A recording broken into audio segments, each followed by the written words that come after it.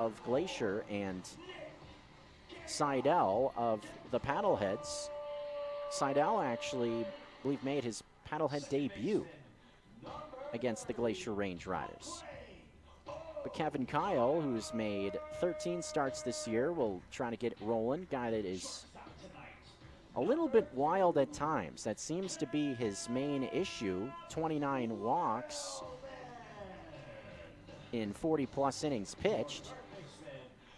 Guy that has had pretty good success in his last couple of outings. 3 quality starts in his last 3 times out. Mentioned he has faced Missoula, and that was probably his best outing he's had this season. Back on July 29th, went 4 2/3 innings, gave up 6 hits, but only 1 run. In action against Missoula, it was a 4-1 win that night for the Glacier Range Riders. So we'll see what happens. Seidel versus Kyle, Paddleheads versus Range Riders coming your way on a Thursday night. ESPN Radio Missoula and GoPaddleheads.com. We got the national anthem coming up right now, then baseball here in the Garden City. Stick around on ESPN Radio Missoula. Looking for a great way to kick off your weekends this summer? Look no further than Thursday night trivia at Western Cider. Summer is never long enough. Start your weekend early. Grab your friends, pull up a stool, and prepare to face off for 5 rounds of trivia fun. From current events and music to team-selected categories and more. Plus, there are weekly prizes. It starts right at 7, so make sure to arrive early to settle in. Get your drinks and prepare to face off. Trivia, Thursday nights all summer long at Western Cider, 501 North California Street. Need a change? Give Grizzly Disposal and Recycling a call today. With years of experience in the waste management and recycling industry, the team commits to doing above exceptional work every day. Call Grizzly Disposal and Recycling at 406-541-7171. That's 406-541-7171. Or check out the website at grizzlydisposal.com. Give them a call today. Grizzly Disposal and Recycling, the only bears that should be in your garbage. New to Missoula, your home improvement company offers full-service remodeling of windows, doors, bathtubs, walk-in tubs, and showers. Customize your home with quality craftsmanship to create the home of your dreams. Before you start your project, visit the showroom, discover top-performing brands, and the newest innovations. Your home improvement company is open and hiring. Get the best pay and benefits you deserve by providing world-class products and outstanding service. Your home improvement company, now open and hiring in the Southgate Mall next to Shields. No idea what Hozier was going through when he wrote that album. I would never wish demons upon anybody, but sometimes demons lead to some of our most creative moments as humans, for better or worse. And for whatever reason, Hozier has not been able to replicate what was Fire on the first album. Talking music, pop culture, occasionally sports, and who knows what else. Every weekday from 4 to 6 on New On Is Now. Listen on 102.9 ESPN Radio Missoula. This is live play-by-play on 102.9 ESPN Missoula, your home of the Missoula Paddleheads. Paddleheads are on the field for the top half of the first inning. We are set to go. Allegiance Field, Ogren Park. Paddleheads and Range Riders, game 4 of a 6-game series. Austin Seidel on the bump for the top half of the first inning, making his 9th start of the season. A guy that's been very consistent for the Paddleheads this season, has pitched into at least the 5th inning in 8 of his 9 starts, or 7 of his 8 starts, I should say. And yes, it was. My memory did serve me correct. His first start did come against these Range Riders back on July the 8th. It was a very nice outing for Seidel. Went 6 innings, did not give up a single run, and only 2 hits. Guy that's typically been a guy that pitches to contact, but his last few outings has also been able to stack up the K a little bit more. In his last 9 innings pitched, 2 starts, one of those back on the 22nd of August, it was a 4-inning start, but still a win for Seidel. Remember, it was the second game of a twin bill. It was that sequence where we had a game suspended on a Saturday night, had to make up the rest of that game and then play a second game on a Sunday afternoon. So with it being only a 7-inning game, they didn't try to stretch Seidel out too much, had him pitch 4. But his last 2 starts, 9 innings pitched, he has struck out 12 batters. Season high 8 Ks in his last start against the Billings Mustangs. Start where he was cruising right along and just ran into a little trouble his last inning. 5 innings of work, 3 runs allowed. As Cash swings at the first pitch, hits a little bloop into shallow left, and this one's going to get down in front of Brandon Riley. So first swing of the ball game, a little bloop single for Ryan Cash, and we're off and running at 7:18 local time.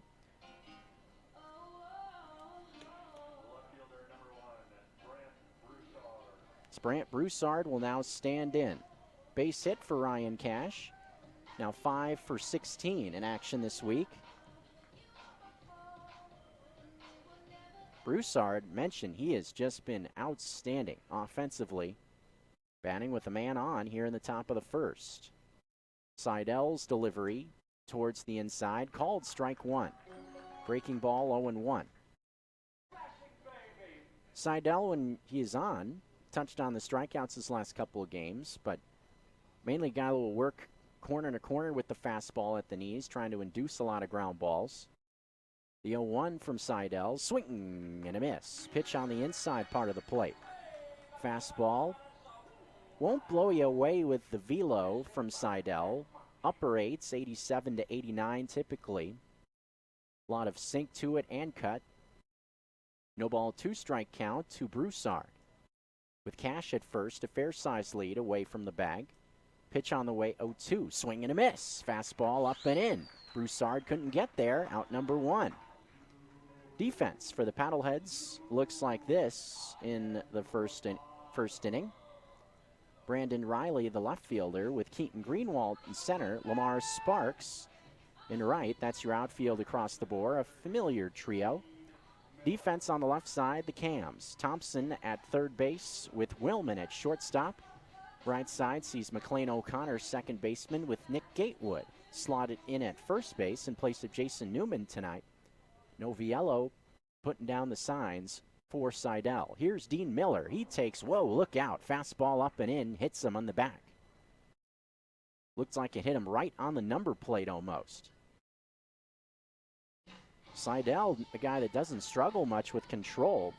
Little blip there with the fastball trying to come into Dean Miller. Seidel only 15 walks and 44-plus innings, now 45 innings with the 1 outs in this half frame.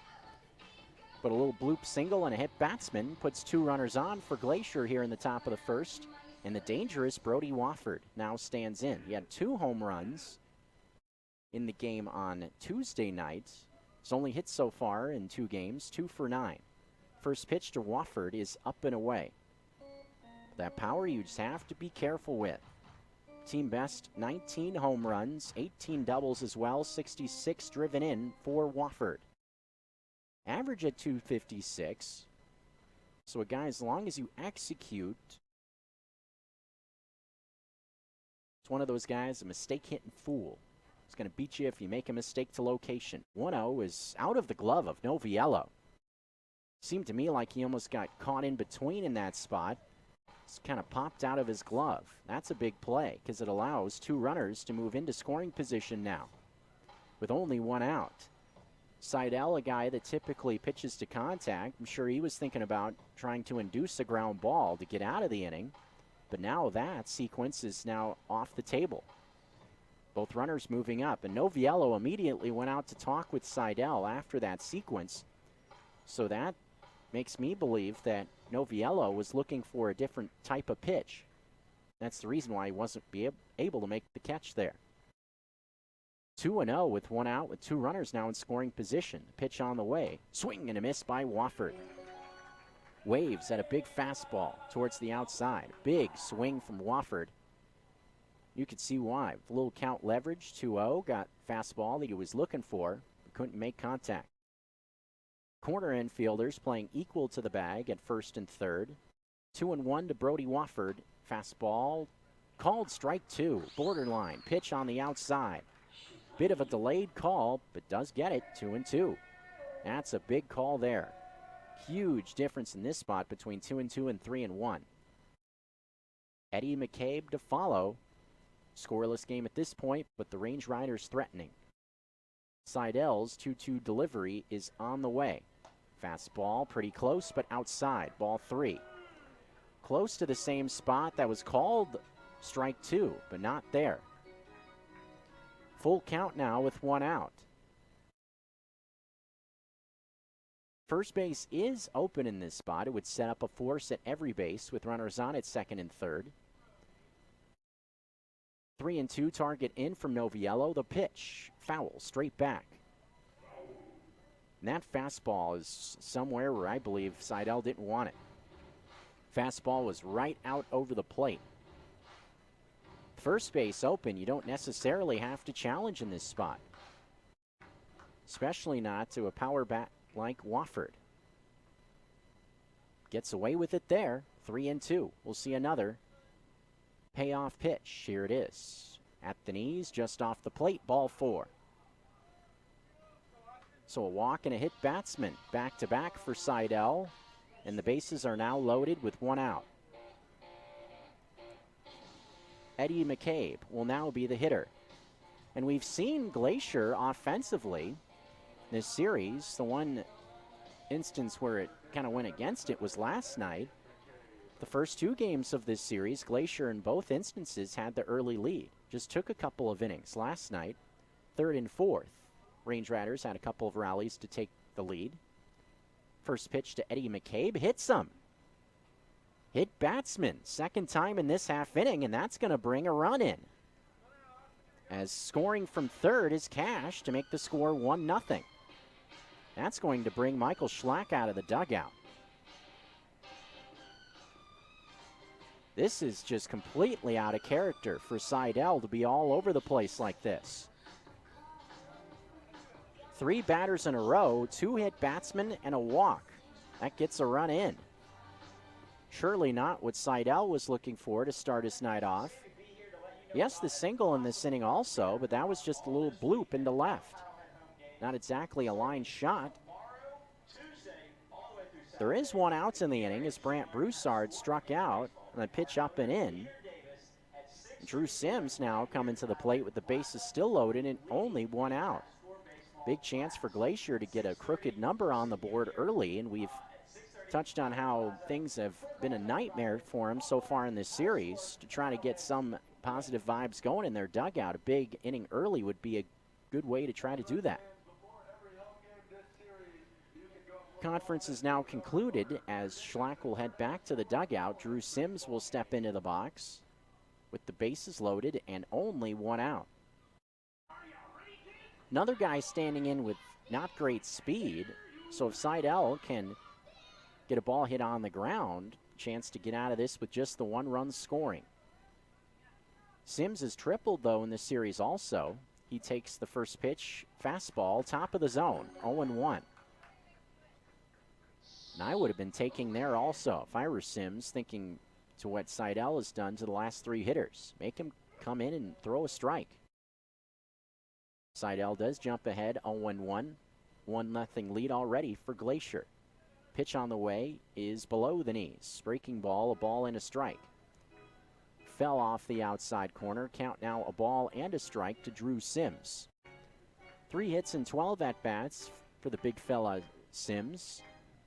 Was still in the batting order last night despite not being slotted in behind the plate. Saw Bates get the start behind the dish. Getting that Georgia Gwinnett connection back linked up with the starting pitcher Hamby. 1-1 pitch is a ground ball, left side. Willman has it, flips to O'Connor. That's 1. Throw to first. Double play. Precisely what Seidel was looking for there. Not exactly the first inning he wanted, but he avoids the big inning. Just 1 run in on an RBI hit batsman. Not something you see very often, but Glacier takes the early lead, 1-0, but that's it. Bottom 1 on the way. Come back for more after this on ESPN Missoula. That was like a 2 out of 10. Rocky Mountain Truck and Trailer Equipment is a local, family-owned business and proud sponsor of Missoula PaddleHeads baseball. Rocky Mountain Truck and Trailer carries a wide variety of truck and trailer accessories, gooseneck and dump equipment. Anytime you want to maximize your flatbed, have hauling needs, require specialized fabrication, or need trailer repair, get the job done right. For professional advice, go to the experts at Rocky Mountain Truck and Trailer Equipment, 5680 Expressway in Missoula, or check out their inventory at www.rmtte.com. Automated Living can help you get peace of mind that your property is secure. We use tools like cameras, monitored security systems, door locks, and personal notifications to connect you with your property like never before. Get a notification that someone has just unlocked the garage door, but you can see just who it is and can react by shutting off the alarm or turning on the lights for them. Or maybe it's someone you don't want in there, and the system will notify you and the authorities immediately. Peace of mind is just another way we can make your life easier at Automated Living. Do you know someone who has a hard time hearing or communicating with others on the phone? What do? Contact the Montana Telecommunications Access Program, or MTAP. In short, they provide people with hearing loss, speech and mobility challenges, the ability to communicate with specialized phones or other devices for free. To see if you qualify, call 1-800-833-8503 or visit montanarelay.mt.gov. MTAP, better communication for all. You took the first step and quit smoking, but even former smokers may still be at risk for lung cancer. That's why SaveByTheScan.org wants you to know about a new low-dose CT scan that can detect lung cancer early. It takes only 60 seconds and could save your life. You took the first step, now take the next. Visit SaveByTheScan.org for a simple quiz to see if you're eligible and talk to your doctor about screening. SaveByTheScan.org is brought to you by the American Lung Association's Lung Force Initiative and the Ad Council. ESPN Radio for Western Montana, KKVU HD3 Stevensville, and 102.9 FM on K275BS Missoula. This is Missoula Paddlehead Baseball on 102.9 ESPN Radio. Back here for the bottom half of the first inning. One run on the board for Glacier, but how that inning seemed to be unraveling for Austin Seidel with 2 hit batsmen and a walk in consecutive batters. You're thinking, oh boy, this bottom half of the first inning is about to get ugly, but with 1 out, Drew Sims in the box, alluded to it. Guy running with catcher's legs. If he hits one on the ground, a good opportunity potentially to turn 2, and that's exactly what happened to get out of that inning. 1-0 is the lead. But here come the Paddleheads in the bottom of the first. Brandon Riley starting things off against Kevin Kyle. Bouncing ball, right side, under the glove of Ryan Cash, the second baseman. A base hit for B-Rye to start things off. And it's funny, Cash had the leadoff single to start the last half inning. I actually had my scorebook open to the wrong page when Cash initially came up, so I put the 1B in the box and realized, oh, that's Brandon Riley's. Whoops, and I scratched it out, only to rewrite it in the scorebook anyway. So here's Cam Willman. Maybe that was a good omen to do that. Superstitious baseball people. What is wrong with us? First pitch is on the outside, strike 1 to Cam Willman. Mention Ryan Cash's name at second base. We'll peek around the rest of the defense for Glacier momentarily. Pretty similar lineup to what we've seen the last couple of days. A 1 is just outside from Kyle. Ball 1, strike the count. Kevin Kyle mentioned he had good success in his last start against Missoula. Didn't make it a full 5 innings, but no runs allowed in a 4-1 win for the Range Riders. 1-1 pitch floats towards the outside. 2 ball, 1 strike is the count. Slurvy pitch towards the outside. 2 ball, 1 strike count to Willman. Rob Hamby, really, again, solid start for the right-hander. He's really looks like an impressive rookie. Canna was a little bit slow out of the gate his first couple of starts, alluded to how he struggled his first time out against Missoula. But that sinking fastball from the right side, good command, a lot of ground balls against an offense like Missoula, keeping them corralled. That's saying something. Tip of the cap, 2-2 pitch. towards the outside. Willman lets it go by for ball 3. Checked his swing also. Cam Willman got one at bat last night. Alluded to how him and Sparks both were defensive subs in the late innings last night. 3 for 5 last time he started a game. That was on Wednesday night, or Tuesday night. 3-2 pitch is a ground ball left side. Dennison, the shortstop, tried to make a backhanded stop, but it's off the heel of his glove. Good base running by Riley, advancing to third. He's in there, sliding safely. Good base running by Brandon Riley. You won't see a runner at third in a lot of sequences like that, but he saw the ball trickling slowly into left field, took off, and gets an extra 90 feet. Heck of an effort there by Riley to get runners on at the corners. Base hit for Willman, not an error charged on Mason Dennison, the shortstop. As Lamar Sparks will now come into the box, the hero from last night. Had an at-bat in the 9th inning, was retired to set up that knockout, but then made up for it, winning the knockout as he takes a pitch on the inside, ball 1. 1-0 lead for Glacier here in the middle of the first, but with runners at the corners, Paddleheads looking for an early answer. 1-0 from Kyle, this one fouled off to the right. Breaking ball, a ball and a strike the count, nobody out. Back-to-back hits starts off this half inning for the Paddleheads. What a season it's been for Lamar Sparks. .395 batting average, team best, 26 doubles, second on the team in home runs, 17. Top 3 in RBI, 79. Gatewood to follow, 1-1 pitch from Kyle. This one a rocket towards center field. Ryan Cole drifting back, the center fielder near the track makes the play. Route number 1. But good news, as coming in to score easily on the play is Brandon Riley from third base. Sacrifice fly off the bat of Lamar Sparks, gets a run in, and we're tied up at a run apiece here in the first inning. Still only one out also, as Nick Gatewood will get his shot with Cam Willman on at first base.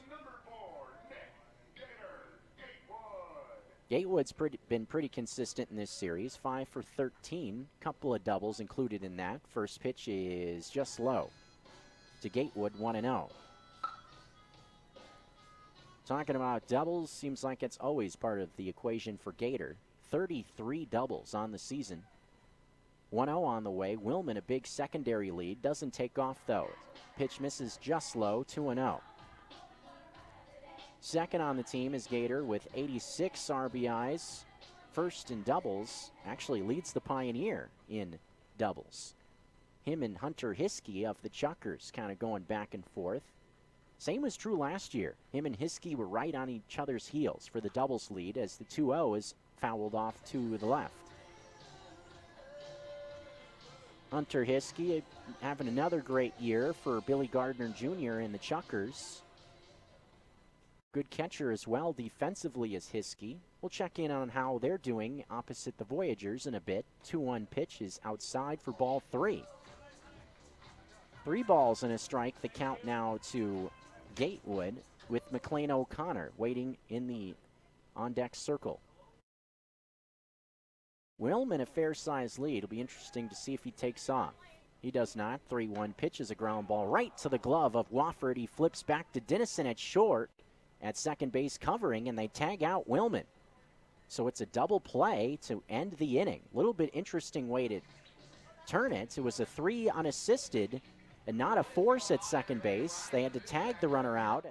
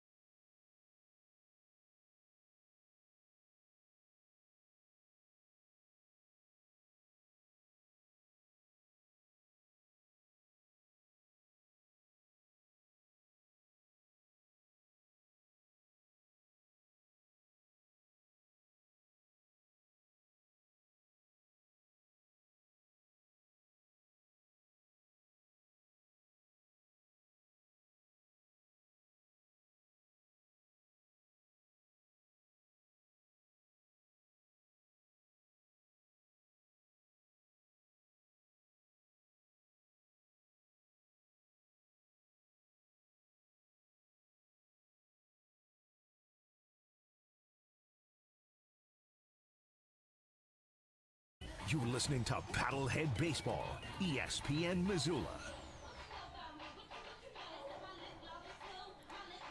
The Golden Domer, Ryan Cole, will start things off in this half inning. The bottom third of the Range Riders order coming up here in the top of the second. Mason Dennison to follow, and then Noah Marcello for Glacier in what is a 1-1 ball game. Interesting how the first inning for both teams offensively following a somewhat similar trajectory, with both teams starting with a very threatening looking start to the frame, getting a run in, but then a double play, getting both teams out of big innings. First inning ends tied at 1 as Ryan Cole hits a line drive. Drifting towards the line is Riley, though, to make the catch. Taking a hit away from Ryan Cole. That ball was smacked towards the line. 102 coming off the bat, but nothing to show for it for Cole. Despite that out there, Ryan Cole has had a pretty good week so far. 5 for 13 coming into that at-bat. Put a good swing on that one to left, but right to Riley. 1 pitch, 1 out. Here is Mason Dennison. 5 for 12 is Dennison. Series making his first appearance in Missoula. First pitch at the knees, strike 1. Dennison in his first 20-plus games as a pro, average at .299, 7 RBI, 7 doubles. The 0-1 pitch with 1 out, ground ball to the right is second and past O'Connor. Single for Mason Dennison. 6 for 13 is Dennison now this week. 1 out, runner on at first base. Batter will now be Noah Marcello. Marcello seeing his first action this week. Mentioned at the start of the week, Marcello was actually on the inactive list. Bay Area native is Marcello out of San Mateo, California. Real close to San Francisco. Marcello taking a pitch on the inside, just missed, 1-0. Also was this past spring at the NAIA level at Arizona Western College with the Matadors. Over there in way down by the Mexican border of Arizona. 1-0 pitch is fouled back. A ball and a strike the count now with 1 away. And this is how crazy the baseball world can be. Told this story when Marcello made his pro debut against the Paddleheads in the month of July. But Noah Marcello mentioned a Arizona Western product. The SID at that school, man, it does play-by-play media stuff, happens to be my cousin, Mike Burkowski.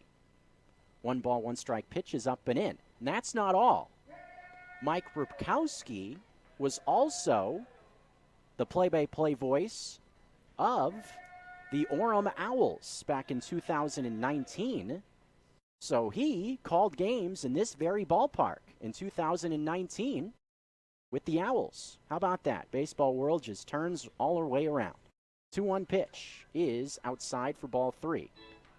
And now, Noah Marcello was a Matador this spring. My cousin, Mike Burkowski, called all of his games.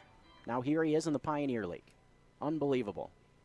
3-1 with 1 out, runner on at first. Pitch from Seidel is up and in. Ball 4. And I believe he hit Marcello again. 3rd hit batsman of the night. Unreal. Just a strange outing so far for Austin Seidel. 2 on now with only 1 out. Single from Dennison started this rally, and remember, Ryan Cole jumped all over the first pitch he saw from Seidel also. Just fortunately hit it to the glove of Brandon Riley. Ryan Cash now standing in, who hit a bloop single in front of Riley his last time. Tie game here in the second inning, 2 on for the Range Riders. The pitch on the way towards the knees, strike 1. Close pitch towards the bottom of the zone. Got the call there. Did Seidel to jump ahead 0-1. Double play ended the last inning. Going to be tough to turn one of those here. Ryan Cash is a burner going up the line. 0-1. Dennison at second. Marcello at first. Slow rolling ground ball foul on the first base side. Count now 0-2 with 1 out. A run and 2 hits now on both sides.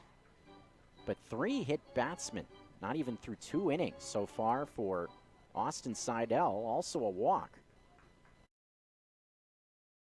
Have to try to figure it out quickly. 0-2 pitch with 1 away. Pitch to Cash. Ground ball right towards Gatewood. He will try to get the lead runner at second. They do successfully, and that's all they'll get, as Cash is able to beat it out back to first.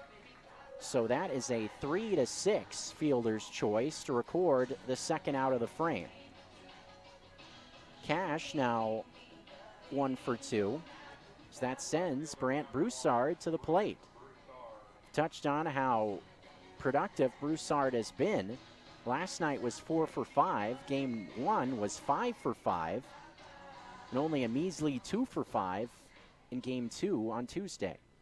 Struck out in the first inning. Chance to give the Range Riders the lead back with a man at third. Pitch here is below the knees, ball 1. Breaking ball, 1-0. The only strikeout for Seidel to this point struck out Broussard swinging with high heat up and in. So thinking about that, Noviello decides to go with the breaking pitch the first time, trying to fool Broussard, but he lets it go by for ball 1. 1-0 on the way. Up and in, fastball, 2-0. Trying to go back to the pitch that got strike 3. Real similar spot where Broussard chased to go down on strikes back in the first inning. Runners now Dennison at third and Ryan Cash at first. 2-0, 2 outs, the pitch on the way. Swinging a pop-up foul. Another fastball in on the hands. 2 balls and a strike now to Brant Broussard. Sac fly got the run in for, sac fly was how the Paddleheads scored in the bottom of the first. It was an RBI hit batsman with McCabe in the box last time. 2-1 to Broussard. Here's the pitch. Swinging a high, towering pop-up into shallow left field. Coming towards the line is Cam Willman. Backpedaling, makes the play for out number 3. So Seidel struggled a bit with control again. The hit batsman, but no runs for Glacier in this half inning. This game remains tied at a run apiece as we head to the bottom of the second. Rocky Mountain Truck and Trailer Equipment is a local, family-owned business and proud sponsor of Missoula PaddleHeads baseball. Rocky Mountain Truck and Trailer carries a wide variety of truck and trailer accessories, gooseneck and dump equipment. Anytime you want to maximize your flatbed, have hauling needs, require specialized fabrication, or need trailer repair, get the job done right. For professional advice, go to the experts at Rocky Mountain Truck and Trailer Equipment, 5680 Expressway in Missoula, or check out their inventory at www.rmtte.com. You probably don't think about your trash. No, I don't. But luckily, I get reminded all the time. Honey, did you take the trash out? Well, we think about your trash all the time. Ew, why's that? Because it's our business, and we're ready to take it off your hands. Grizzly Disposal and Recycling is the new guy on the block for residential waste removal. Don't haul it. Call us at 406-541-7171. Grizzly Disposal and Recycling, the only bears that should be in your garbage.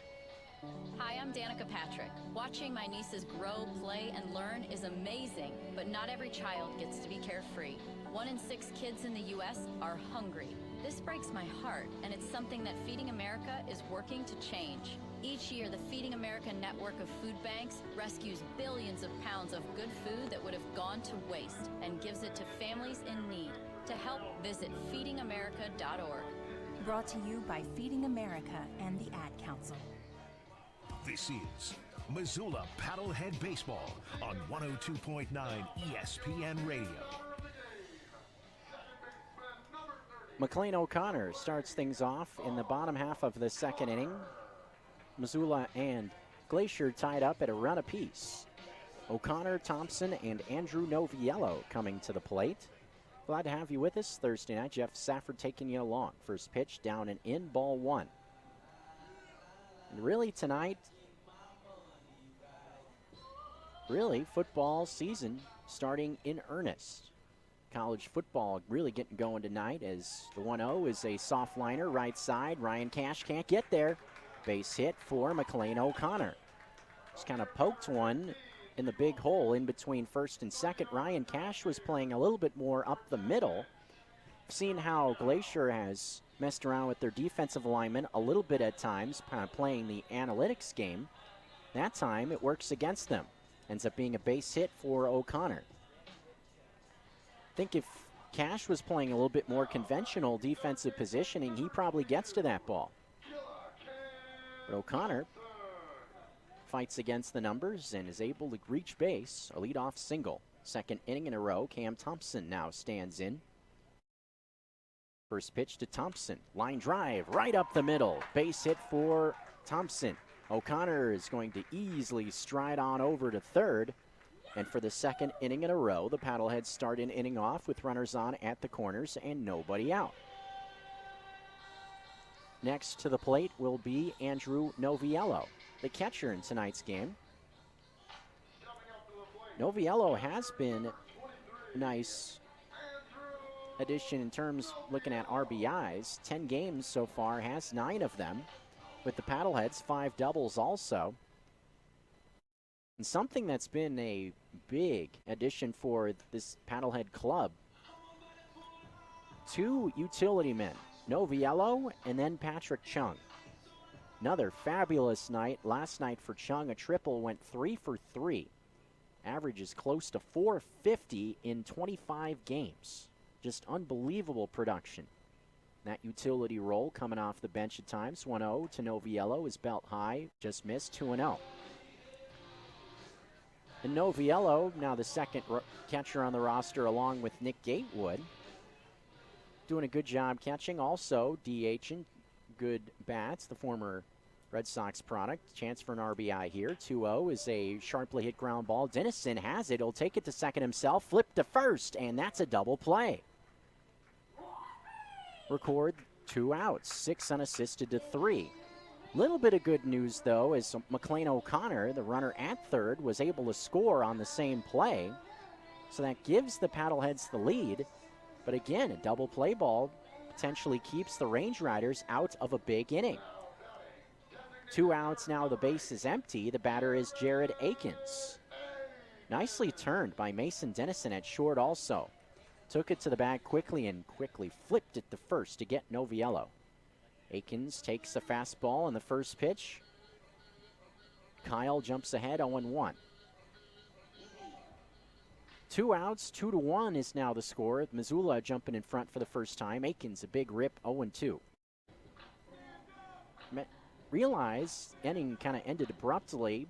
Top of the first inning, never gave you the Glacier defense. Brant Broussard in left, Cole center field, Marcello is in right, Eddie McCabe third baseman, Dennison at shortstop, Ryan Cash second base, Brody Wofford at first, with Sims putting down the signs for Kevin Kyle. 1-2, 2 outs, base is empty, and now a 2-1 game. The pitch to Jared Akins off the outside corner, ball 2.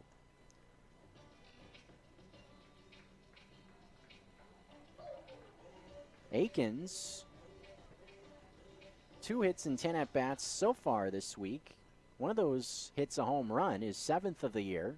2-1 pitch is up high, fastball out of the zone. No walks thus far for Kevin Kyle. If he puts a runner on here, we would see the 9th batter in the order, Keaton Greenwald, get a shot. Had that huge swing in the bottom of the 9th last night. 3-2 with nobody on. The pitch to Akins, up and in, looks like, yes, ball 4. Akins will take his base. That will keep this inning rolling for Keaton Greenwald. Yes, you can say Greenwald had a flair for the dramatic with that 9th inning at bat. Not only was it a game-tying home run in the bottom half of the 9th inning, it also came on a 2-out and 2-strike pitch. Paddleheads were, as I wrote in the game recap, firmly up against the wall as Greenwald fouls off the first pitch he sees in this at-bat. No ball, 1 strike count. Interesting how first 2 innings have followed almost the same blueprint. First two batters get on with a pair of singles, runners on at the corners, then a double play, kind of takes the wind out of the sails. 0-1 with 2 away. Akins on the bases. Greenwald takes one down and off the plate. Ball and a strike with 2 away. Brandon Riley in the top of the order would come up next for Missoula here in the bottom of the second. 2 away, runner on at first. Kevin Kyle set at the belt, the pitch on the way. Down and off the plate, 2-1. It's wild to mention now, college football really in earnest beginning tonight. Just crazy to think that football is here. Today is the first day of September. Man, where does the summer go? 2-1 with 2 outs. Akins a fair-sized lead. Kyle's pitch on the way. This one ball hit pretty well. Center field coming in for it is Cole. He's not going to get to it. Soft liner gets down and now bumps away from Cole. The relay coming to the plate with Akins trying to score, and he does. Sliding it head first. So that little bobble in center field comes back to bite the Range Riders, as Akins is able to come around and score all the way from first base. Run for the Paddleheads makes it 3-1. Paddleheads took a gamble sending Akins in that spot after the bobble from Cole. They challenged the defense and they are unable to make the relay home in time. That will be a base hit and an error in the outfield. Just a sinking line drive. Cole couldn't get to it, bobbled it on the exchange. Akins took off and scored because of the bobble. Greenwald takes off on the first pitch, ground ball foul off the bat of Riley. 0-1 the count with 2 outs. Brandon Riley, a base hit in his first at-bat, ground ball to the right side that Ryan Cash could not get to. No ball, 1 strike count with 2 outs. Could have been a hit and run attempted there with Greenwald on the move.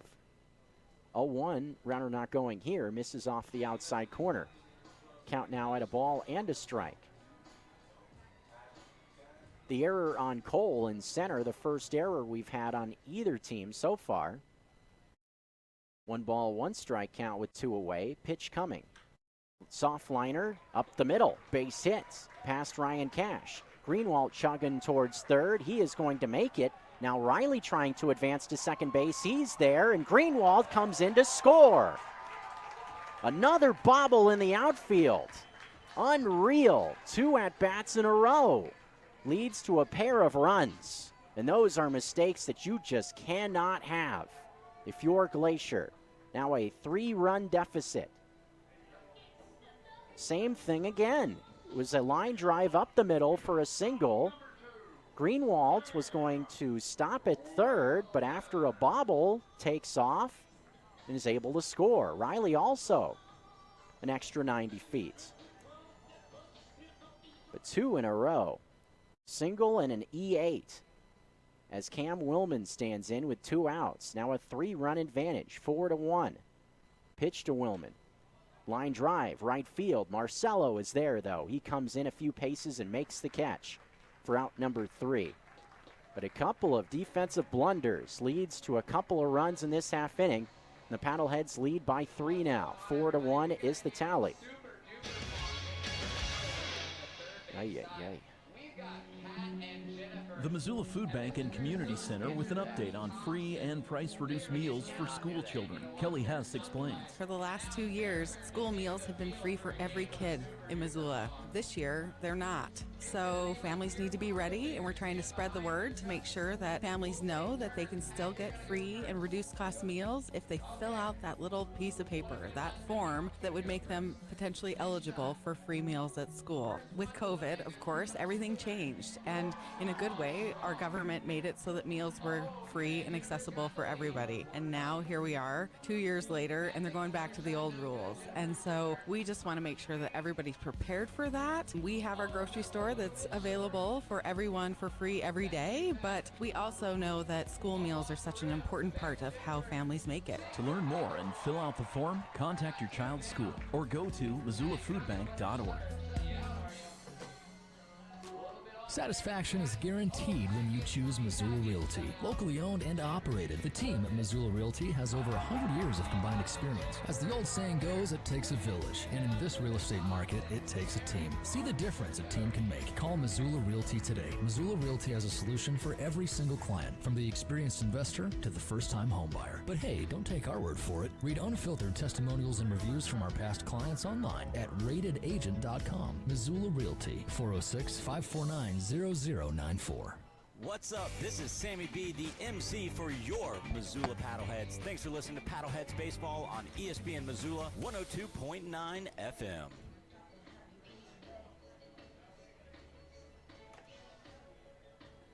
Middle third of the order coming up for the Glacier Range Riders here in the top of the third inning. Dean Miller, Brody Wofford, Eddie McCabe, 3, 4, 5 spots. All of a sudden, Glacier finds themselves trailing by 3. 4-1 is the score. Defensive blunders, big part of that last inning. As Dean Miller stands in, he swings at the first pitch he sees and laces one over the top of the Blackfoot party deck. No balls and 1 strikes. Dean Miller was hit on the first pitch he saw. So unforced errors kind of taking place on both sides, with Seidel hitting 3 batters, the couple of defensive blunders in the last half inning for the Range Riders. 0-1 is a swing and a pop-up. Left side of the infield. Who's it going to be? Looks like Willman's calling everybody off in between second and third, and he has it easily. Had to wait quite a while for it, but was able to put it away for out number 1. 2 outs in a row via the P6 to Willman. Last out of the second, first of the third.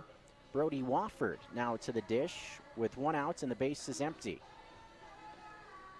Brody Wofford, a free pass in his first at-bat, part of that 3-batter stretch for Seidel in the first inning that did not go his way. A walk and 2-hit batsman.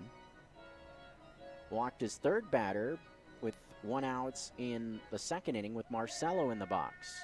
Despite all that, just 1 run on the board for Glacier. 1-0 pitch to Wofford. Hit the other way, foul. Pitch going towards the bottom of the zone on the inside. Wofford's approach was to left field with it. A ball and a strike, 1 out. And I'm sure that will be something Paddlehead's pitching staff will look to do whenever they can, try to face this guy with the bases empty. Just a ton of pop. 1-1 pitch, a big swing and a miss. Actually a foul tip into the glove of Noviello. Just getting the bat on that fastball towards the outer half. Ball and 2 strikes now with 1 out to Wofford. Seidel set at the chest, now coming home from the first base side. 1-2 pitch, fouled away again. Fastball challenge. Just country hardball at the knees from Seidel. And a lot of times that's how he attacked Billings last week. Not really mincing about what he was trying to do, just coming right at him with heat and had good success. 1-2. Fastball just outside for ball 2. The way Noviello caught that seemed like he was anticipating going around the horn. Count now even at 2 balls and 2 strikes. Fastball close to the outside. Pitch on the way. Foul away again by Noviello. Another pitch, another fastball. Good amount of downward bite on that pitch from Seidel at 90 miles an hour. Wofford in the box now with Eddie McCabe to follow. 4-1 is the lead for Missoula. They've been on the board in each of the first 2 innings. 6 hits total. 2-2 with 1 away. Here it comes. Foul off again as this battle continues between these two. Going more towards the outside part of the plate with the fastball there. Wofford able to cover it once more. Trying to get himself on base with 1 out, 2-2 pitch. Half swing and another foul off by Brody Wofford. Seemed like Wofford wanted to stay off of that one. Fastball, if he actually, in this instance, I think Wofford actually got away with it. Trying to stay off. I think if he lets it go by, it doesn't make contact, it's strike 3 at the top of the zone. 2-2 pitch. Pop up, foul again. Wofford up there just hacking away in this 2-2 count, and we just may be here till tomorrow At this rate, 2 balls and 2 strikes still to Brody Wofford. Seidel has been working pretty quick also, it seems. The 2-2 offering. Fly ball, pretty well hit, left center field. Moving over is Greenwald. In front of the wall, makes the catch. Struck it pretty well, did Wofford, but not quite well enough. As Greenwald makes the play, coming right in front of the scoreboard on the track in left center field for the second out of the inning. Heck of an effort by Wofford, fouling off pitch after pitch after pitch. Got a pitch you can handle. A fastball goes with the location towards the outside, but comes up just short. Here's Eddie McCabe now with 2 outs. First pitch inside, fastball 1-0.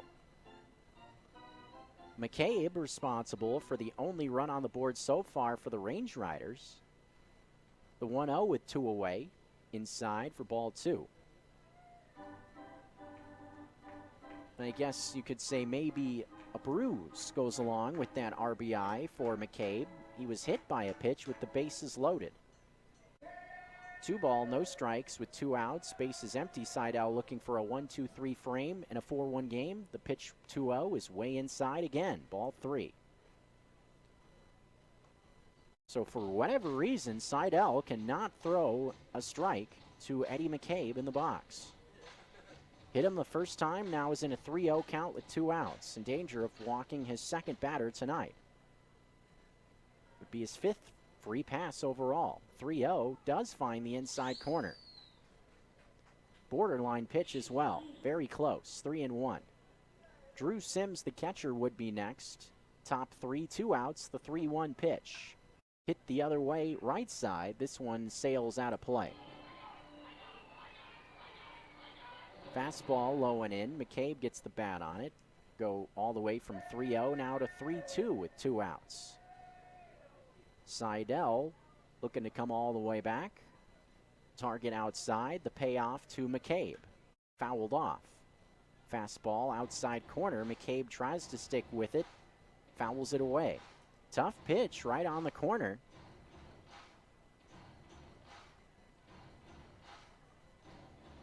Full count, 3-2 with 2 outs. 4-1 game, Paddleheads lead it. Pitch to Eddie McCabe. Fly ball down the right field line, hooking into the corner. This one out of play, sailing over the top of the bullpen. It's relatively good distance going down the right field line. Remember that short porch and right down the line, only 287. That ball stays fair. Probably would have had a decent chance to get out of here. We'll see another 3-2 pitch to Eddie McCabe. Pitch from Seidel. Off the plate away, breaking ball missed, ball 4. Second walk for Seidel. Allows Drew Sims to step into the box with 2 outs and a runner on at first.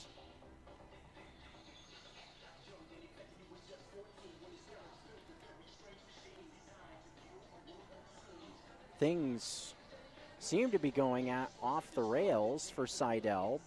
Mentioned how McCabe was hit with the bases loaded to bring in a run, but Seidel was able to get Sims to bounce into a double play in the first to end the frame. Pitch here, foul off. That's been the approach from Glacier so far against Seidel. For the most part, they have been up there just hacking away, swinging at seemingly everything. No ball, 1 strike count with 2 outs. 2 hits for the Range Riders, 6 for the Paddleheads. 0-1. McCabe, a small lead away from Gatewood. Sims hacking away again, fouls off another. Fastball inside corner, quickly 0-2 on Drew Sims. Now, Seidel waited quite a while to go to the breaking ball in the last at-bat. McCabe taking it on 3-2. Maybe would be a better idea to go to it earlier here in a 2-strike count, see if he'll chase one in a more favorable count. 0-2 delivery is on its way. Fastball, foul, right side. No ball, 2-strike count. One of those innings, wish you had a little tally going of how many foul balls we've had. Last two batters especially, with Wofford and McCabe in the box. 0-2 to Drew Sims with 2 outs. Seidel's delivery. Ground ball foul again. Went to the breaking ball that time. Good pitch on the inside corner. But Sims was able to stay on it enough to make decent contact and stay alive. Can't say the Range Riders weren't up there battling here in the third inning. 0-2 with McCabe at first. Target away this time from Noviello. The 0-2 on the way. Pop up, shallow right field. O'Connor going out, Sparks coming in. It's going to be Sparks making the play, and that wraps up the top of the third inning. Base runner with 2 outs with a walk, but that's it in this half frame for Glacier. Bottom 3 on the way. Paddleheads lead by 3, 4-1. On ESPN Radio Missoula. Glad to have you along for Thirsty Thursday. Stick with us. We'll come back with more from the ballpark momentarily. Stick around.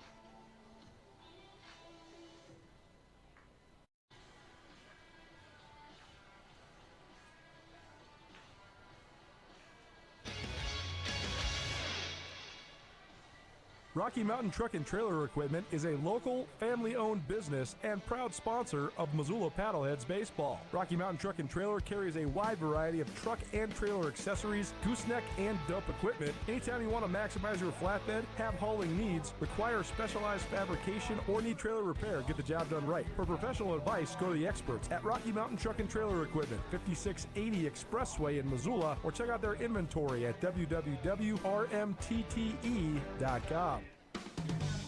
Hey Missoula, join our Lee Community Development Center for their 20th anniversary celebration, kicking off at 1 p.m. September 10th with an open house. The event will feature displays by over 20 local artists, live music, finger foods, beverages, and carrot cake. Everyone is welcome at this 20th anniversary celebration, Saturday, September 10th from 1 p.m. to 4 p.m. at the Arley Community Development Center. For more information, visit arleycdc.org.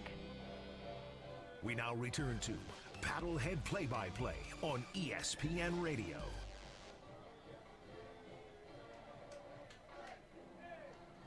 Back here, bottom half of the third inning. Perfect segue. May have been able to hear it coming back from break. Had the University of Montana fight song playing. Reason being, tomorrow night at the ballpark is Montana Night.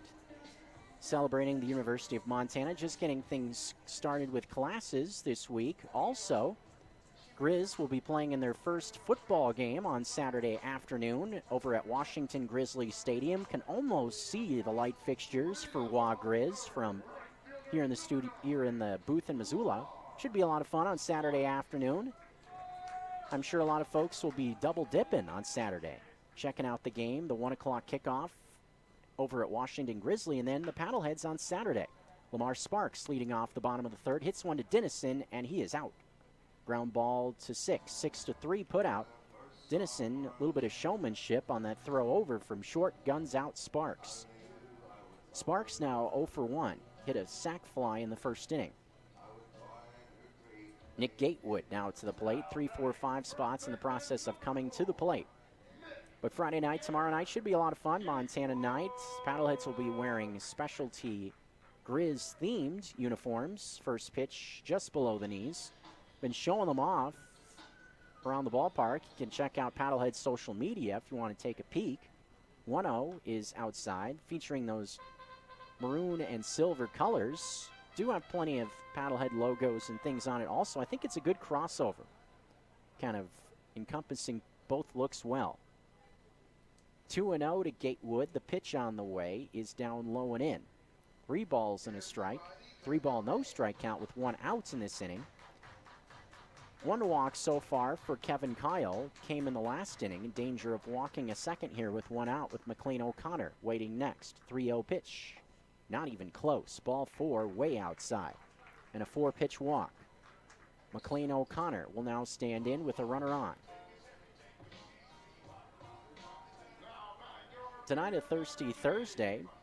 Already discounted suds This is the last Thirsty Thursday of the year, but just because you got discounted beers doesn't mean there's not more discounts available. Still beer batter.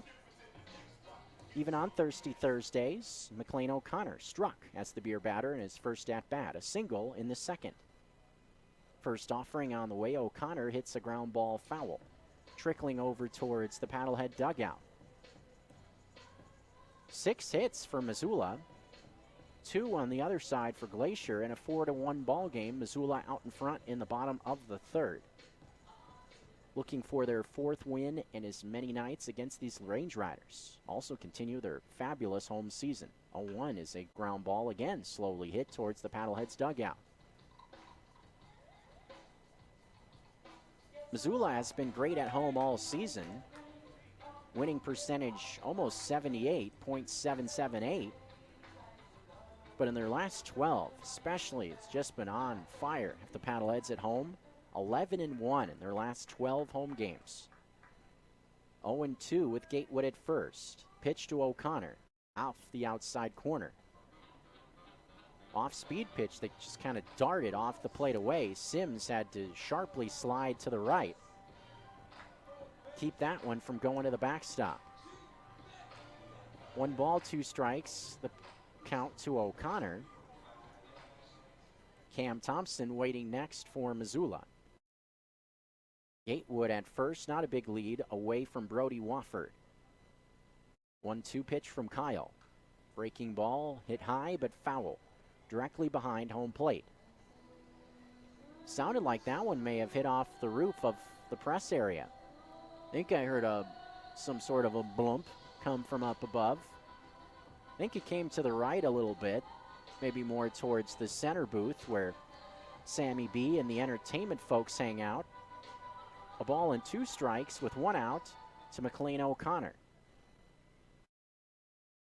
Kevin Kyle slowing down the pace a bit with the runner on in this spot. Now set at the chest. Target in from Sims. Kyle ready, delivers the pitch. Runs off the outside. Fastball, even count. Hoping that O'Connor would go fishing for that one off the outside. Pitch that started more towards the plate, but then ran off the outside corner. 2 ball, 2 strike count to McLean O'Connor with Gatewood at first still. Kevin Kyle's 2-2 delivery. Breaking ball, pop fly into shallow right center. Now drifting back is Marcelo going into the alleyway, and this one ends up going off the wall in right center field. Nick Gatewood's going to come around and score. O'Connor, a slide into third base with a triple. Ball that I anticipated being a lot less on it, just keeps on going into right center for a 3-bagger for McLean O'Connor. Seemed to me at first like that one went off the end of the bat, but it just kept on going into right center. Breaking ball towards the outside. O'Connor able to get some good wood on it for his first triple of the year. And the Paddleheads now lead by 4. 5-1 is the score. 2 for 2 is O'Connor now tonight, with 2 legs of the cycle as Thompson takes low on the first pitch with a runner at third and 1 out. O'Connor, RBI number 54, with that triple into right center field. 1-0 pitch to Thompson is inside. Pretty close. Fastball towards the inside part of the plate. Thompson hit a single right back up the middle, attacking the first pitch from Kevin Kyle. Missoula struggled the last time they faced off with this right-hander, seeing him well so far, 7 hits and a 4-run advantage. Thompson spoils one foul on the inside part of the plate. Fastball going to the opposite field with it. 2 balls and a strike now to Cam Thompson. Missoula has now had at least 1 hit in each inning coming to the dish. Walk and a triple, getting a run in here. 2-1 pitch. Thompson ground ball towards the middle and through the middle for Cam Thompson. That's going to send in another run. Taking a big turn is Thompson. He's going to stop at first. RBI single for Killa Cam. He continues to have a fabulous run at the plate. 2 for 2 in this one. It's now 8 for 14 in games against these Range Riders. Andrew Noviello will now come into the box. Just continuing on, looking at last night, he had 2 doubles in the action, 2 for 4. So already matching what he did a night ago. Mound visit taking place here, just defense coming together. Looks like Kyle is talking with both the catcher Sims and Dennison, the shortstop, in this spot. But no coaches come out of the dugout. 2 runs on the board. Andrew Noviello now coming into the box as the Paddleheads stretching things out a bit here in the early going. A 5-run lead, 6-1 score. Noviello, 0 for 1 though, bounced into a double play in the second inning. Thompson at first. First pitch to Noviello. This one rifled foul. Trying to go down and golf that fastball at the bottom part of the zone was Noviello. Just couldn't quite keep that one fair. Noviello seems to be a hitter that likes pitches down and in. To go down there and golf pitches, just drop that barrel head on it. Good example of it there. Just couldn't keep it fair. 0-1 pitch, outside. And no, I didn't mean for that to rhyme. Just sometimes it happens, I guess. 1-1 with 1 out, and what is now a 5-run lead for Missoula in the third. 1-1 to Noviello. Runner takes off. Swinging a ground ball right side to the glove of Cash. He has it clean. He flips to Wofford for out number 2. Thompson able to stay out of the double play. Taking off in that spot, though. Just a routine 4-3 putout to record the second out. But now a runner on in scoring position also for Jared Akins. Akins reached in his last plate appearance, one of 2 walks issued by Kevin Kyle. Missoula will look for more success with 2 away to get some runs home. Saw 2 runs come in to score with 2 outs in the last inning. First pitch to Jared Akins, a slow rolling ground ball, first base side. Brody Wofford near the bag, gets it in fair territory, puts the tag down on Akins. That's the end of the frame. 2 runs in the third inning, though, for Missoula. RBI triple for McLean O'Connor and a single for Cam Thompson to extend Missoula's lead to 6-1. Looking for a great way to kick off your weekends this summer? Look no further than Thursday night trivia at Western Cider. Summer is never long enough. Start your weekend early. Grab your friends, pull up a stool, and prepare to face off for 5 rounds of trivia fun. From current events and music to team-selected categories and more. Plus, there are weekly prizes. It starts right at 7, so make sure to arrive early to settle in. Get your drinks and prepare to face off. Trivia, Thursday nights all summer long at Western Cider, 501 North California Street. Do you know someone who has a hard time hearing or communicating with others on the phone? What do? Contact the Montana Telecommunications Access Program, or MTAP. In short, they provide people with hearing loss, speech and mobility challenges, the ability to communicate with specialized phones or other devices for free. To see if you qualify, call 1-800-833-8503 or visit montanarelay.mt.gov. MTAP, better communication for all. Ryan Holloway and Miller Law is giving away fantastic prize packages this weekend, complete with Grizz game tickets. Your Montana attorneys are giving you a chance to win a grand prize gift basket packed with sweet Montana football apparel, plus 4 tickets to Saturday's home opener. Head down to the firm's office on Front Street to enter, take a picture with the Ryan Holloway and Miller Go Grizz sign, share it on social media, and you'll be entered. 3 other winners will also receive pairs of tickets to Saturday's game. Swing in to Ryan Holloway and Miller downtown on Front Street before closing time on Friday. Away from your radio? Stream Paddlehead Baseball live on 1029ESPN.com or on the TuneIn Radio app. Now back to the ballpark.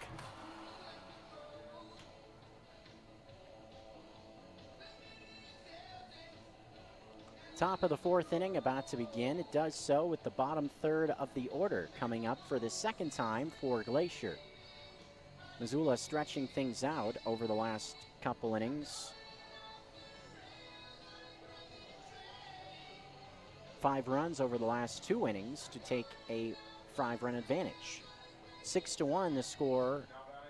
Glad to have you along with us. Jeff Safford in the booth. Ryan Cole facing Seidel. The first pitch on the way. Fastball, challenge right at the belt. 0-1. Other scores around the Pioneer mentioned how things rolling along in Ogden at Lindquist Field. Billings facing off with the Raptors. Also have the Voyagers and Chuckers facing off at Melaleuca Field tonight. Change of venue for that series. 1-1. Cole pops it up foul. First 3 games were at Centene Stadium. Now over at Melaleuca. Great Falls leading in the early going. 4-0. They've won the last 2 nights. 2-1 lead in that 6-game series. Ogden, who also has a 2-1 lead, falling last night. Tonight, though, offense is going again. On Tuesday night, the Raptors took down Billings 21-6. And in the 3rd inning at Lindquist Field tonight, it's 13-1 Raptors. 1-2 pitch to Cole, just below the knees. So Billings, a club that's had very good pitching at times. Paddleheads know about that from last week. They're getting knocked around this week in Ogden. 2 games of just getting crushed. 2-2. Swing and a miss by Cole. Way out in front of a breaking ball. Out number 1. Pulling the string, definitely the right call there to get out number 1. Second strikeout for Seidel tonight. And with that strikeout, free coffee as well. And this the jitter inning thanks to Big Creek Coffee Roasters. Opposing batter strikes out. Free cup of Joe. For fans here in the stands as Mason Dennison will jump in. Single for Dennison his last time. Swinging at the first pitch, pops it up. Foul territory, drifts over Nick Gatewood's head down by the bullpen. No ball, 1 strike count, kind of going down into that area of no man's land, up the first base line. Saw Dean Miller hit an excuse me double on a similar swing to that a night ago. Just kind of a pop fly down the line that Jason Newman couldn't get to. 0-1 pitch with 1 out. Soft liner. O'Connor, a leaping attempt, he couldn't get there. Went off the heel of his glove. Just maybe mistimed the jump. Did O'Connor. Have to see what they rule that as. Wasn't a ton on that line drive out towards second base either. They are going to give O'Connor the benefit of the doubt and say that that's a hit for Dennison. Technically an infield hit. So O'Connor knocked it down on the infield dirt. Noah Marcello now stand in. Runner takes off. Throw down to second base by Noviello is not there in time. Also as well to the right of the bag. So a relatively easy take of second base for Dennison in that spot. Marcello swung and missed at fastball in the first pitch. The count now 0-1. Marcello was hit by a pitch. Or actually, I beg your pardon, apparently did not swing the bat on that first pitch. Was just down low for ball 1. 1 ball, no strike count. Marcello hit by a 3-2 pitch in his last at bat. 1-0 with 1 out. Pitch on the way from Seidel. Towards the inside, called strike 1. A ball and a strike the count with 1 away. But Glacier a chance now with a runner in scoring position to try to chip at this lead. Range Riders had a very brief lead in this one. Remember, scoring in the top of the first. But Missoula has then scored the next 6 runs from the first through the third. 6-1 ball game. 1-1 to Noah Marcello. Target outside, pitch on the way. Seidel takes down and in. Or down and away, rather. The other down and in. 2-1 with 1 out. Series rolls along tomorrow. Friday night, Montana night here at the Yard. Paddleheads will rock those specialty Grizz-themed uniforms. Also will have appearances from the president of the university, along with the dance team, the Grizz Lax team, and also the hockey team from the university. 2-1 with one out. Pitch on its way. Fastball in, ball 3. Seidel again, just having another blip with control. Just have not seen him struggle to find the zone in any outing he's had until tonight. Only 3 hits for Glacier. Danger of walking another. If he does put another on for free, it would be his 6th free pass. Looking at walks and hit batters. The 3-1 offering. Swung on, fouled off to the right. Fastball inside part of the plate, full count. Top of the order, and Ryan Cash is due up next. And yes, first base is open in this spot with just Dennison on at second, but with the deficit where it is, you don't want to start putting runners on for free. Put the Range Riders in better run scoring opportunities. 3-2 pitch on its way. Up and in, ball 4. Easy take for Marcelo. And Marcelo offensively has struggled for the most part also at the plate. At this level, only a 175 average coming into tonight in relatively limited action. So thinking about that as well, from Seidel's point of view, you're much better off just going after him. Challenge him. Make him beat you. Don't pitch around him to put him on for free. That's exactly what happened there. 2 runners on now for the top of the order. Cash, a base hit his first at-bat, 1 for 2. Takes the first pitch, just off the outside corner, fastball 1-0. Pitches in that spot have been a little bit inconsistent tonight. Gotten the call at times. That one did not. 1-0. Seidel delivers one just down below the knees. Mitch Sparks, last night's starter, went 4 innings. He also struggled at times to get ahead of hitters. Big reason why Glacier was able to have a good amount of offensive success against him. Didn't walk so many guys, but just got into a lot of bad hitters counts. Or good hitters counts, I should say. 2-0 pitch is outside again. Count now 3-0. Strikeout to Cole to start this inning with a good breaking ball. Good way to start the frame. Infield single. O'Connor just couldn't track down that ball at second base. Now in danger of walking to load the bases. 3-0.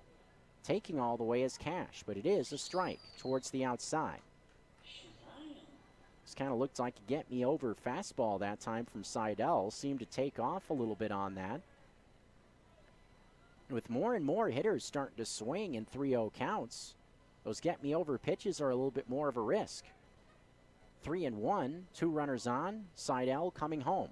Way outside, this one getting by. Noviello as well. Kind of inconsequential with it loading the bases in that spot anyway. 2 walks in a row.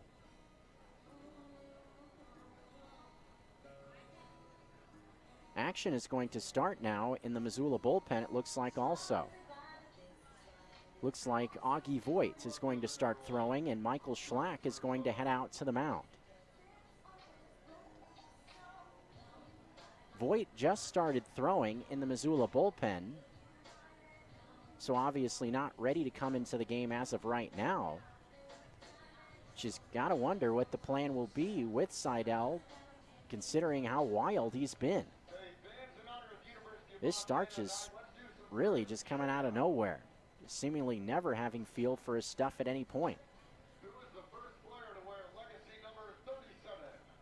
Brant Broussard will now be the hitter with the bases loaded. And from the Range Riders' point of view, bases loaded trailing by 5, the way Broussard has swung the bat the last couple of games,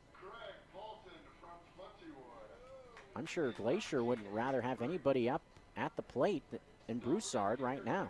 Would rather have anybody else. Yes, 0 for 2 tonight, but 3 games in a row of just crazy production from Broussard.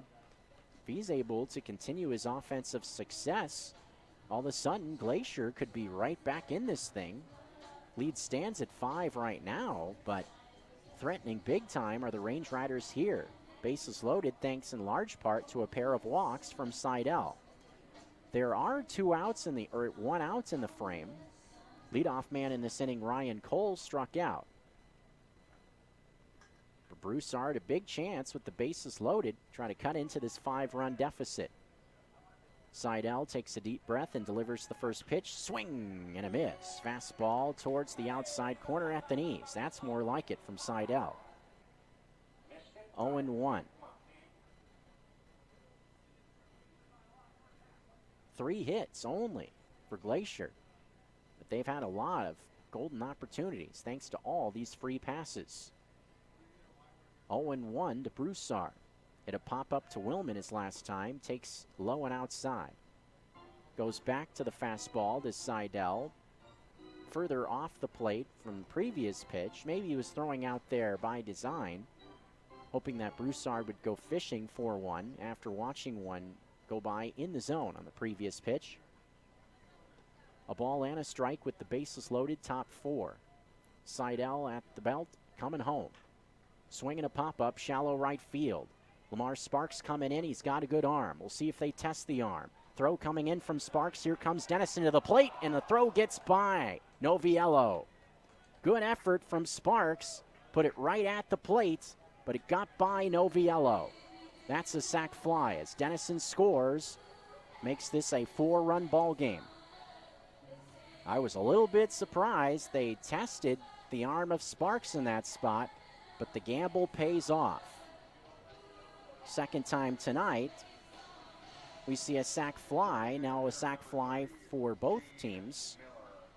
Broussard gets credit for the RBI, his 35th. Still 2 on in this inning. Runners at second and third. Also 2 outs, though. Ryan Cash is at second, and Marcelo is at third for Dean Miller. Is a pretty good RBI man, 59, which ranks second on the team. Miller hit a pop-up into shallow left. That was caught by Willman to start off the 3rd inning. Also has been hit by a pitch. 2 outs, 2 runners in scoring position. Pitch to Miller. Soft liner, right center field. Sparks not going to get there. That's going to bring in 1 for sure. Cash coming in. The throw to the plate is in time. They gun down Cash for out number 3 to end the inning. But Noviello is hurt by home plate. Noviello is shaken up on that play at home plate. Looks like maybe collided with Cash. So they're going to check up on Noviello. We'll stay here to make sure Noviello's okay. Trainer Luke McCarthy is out looking at Marcelo. Run came in to score on the play, so an RBI single for Miller, but also a 9-2 to keep a second run off the board as Cash was tagged out trying to score from second base. Marcelo scored a run. Cash was thrown out. So a single, an RBI, and a 9-2 in that sequence in the 4th. Glacier scores a pair, 6-3 game as we head to the bottom of the 4th inning. There is a reason customers go back again and again to DeMorris Buick GMC Mercedes, Missoula's most trusted dealership and proud sponsor of Missoula PaddleHeads baseball. DeMorris high-end service shop is unmatched in diagnostics, diesel maintenance, and repair, serving generations of satisfied customers. DeMorris Buick GMC Mercedes is your area Sprinter van headquarters for the Montana outdoor lifestyle. Check out demorris.com for new and pre-owned inventory or stop by 3115 West Broadway. Your Missoula Paddleheads are swinging towards the end of another great season. There's just a few weeks left to catch the division-leading Paddleheads, who have their sights set on defending the 2021 Pioneer League Championship. Whether it's the play on the field or the fun events on the concourse, Paddleheads games bring something for everyone. For tickets and information and to learn more about promotions and events, visit gopaddleheads.com. And if you can't make it to the game, tune in on ESPN Radio Missoula for all the late season and postseason action. I already know you're hungry. I don't even have to ask. I'm always hungry too.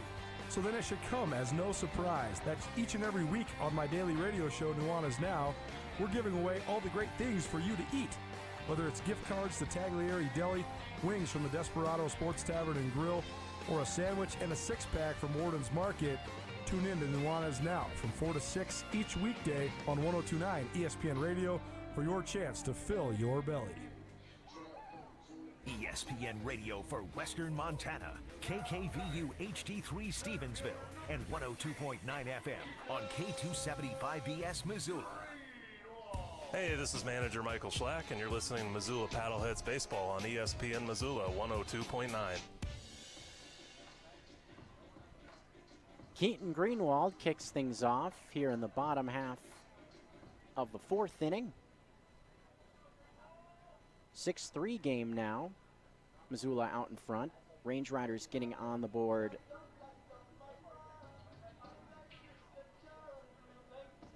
In that last half inning, 2 runs, sac fly, also an RBI single from Dean Miller. Greenwald going after the 2-0 pitch towards the outside. 2-1 now the count. Greenwald's a single, part of that 3-run rally in the second inning for the Paddleheads. One of the 2 base hits where you saw a defensive blip also. 2-1 misses the outside, 3-1. There were 2 singles in that second inning rally where there was a base hit and also an error out in the outfield that allowed Paddleheads runners to move up. 3-1 to Greenwald. This one a line drive. Dennison a leaping grab at shortstop for out number 1. Nicely done by Mason Dennison. Backpedaling and leaping up to make the catch. Out number 1. Lanky guy also at shortstop. Taller than a lot of infielders typically are. Uses that lanky frame to his advantage there. Dennison has to be one of the taller shortstops in the Pioneer League. Listed on the roster at 6'4". Not a big guy, only 180 pounds, so this kind of lanky string bean out there. One out, here's Brandon Riley. Taking a hit away from Greenwald there. Brandon Riley has singled twice so far. 2 for 2 against Kevin Kyle. The 0-1 pitch. Swing and a miss. Pitch at the knees. Bullpen still rolling along for the Paddleheads.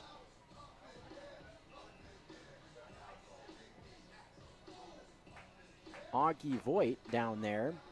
Could be a spot where you see him come in the next half inning. The 0-2.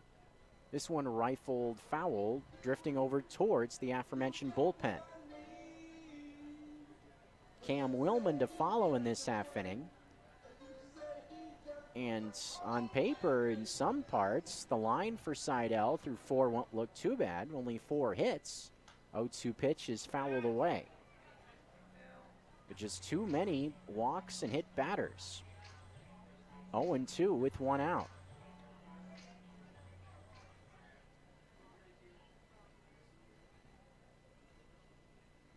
Nothing really happening down in the Glacier bullpen.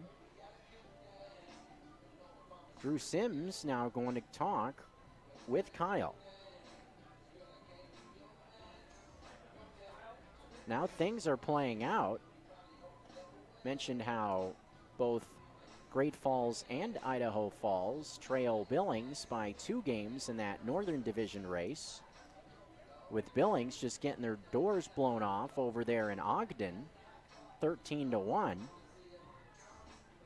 Could be a spot where, or should say it probably will be a spot where Great Falls or Idaho Falls will be able to gain a game.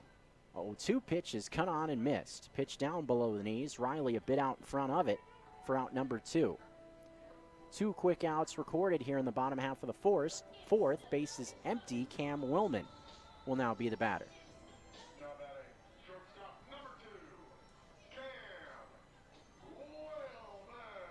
And that loss potentially for Billings also would be significant for Missoula as they look to clinch the second half.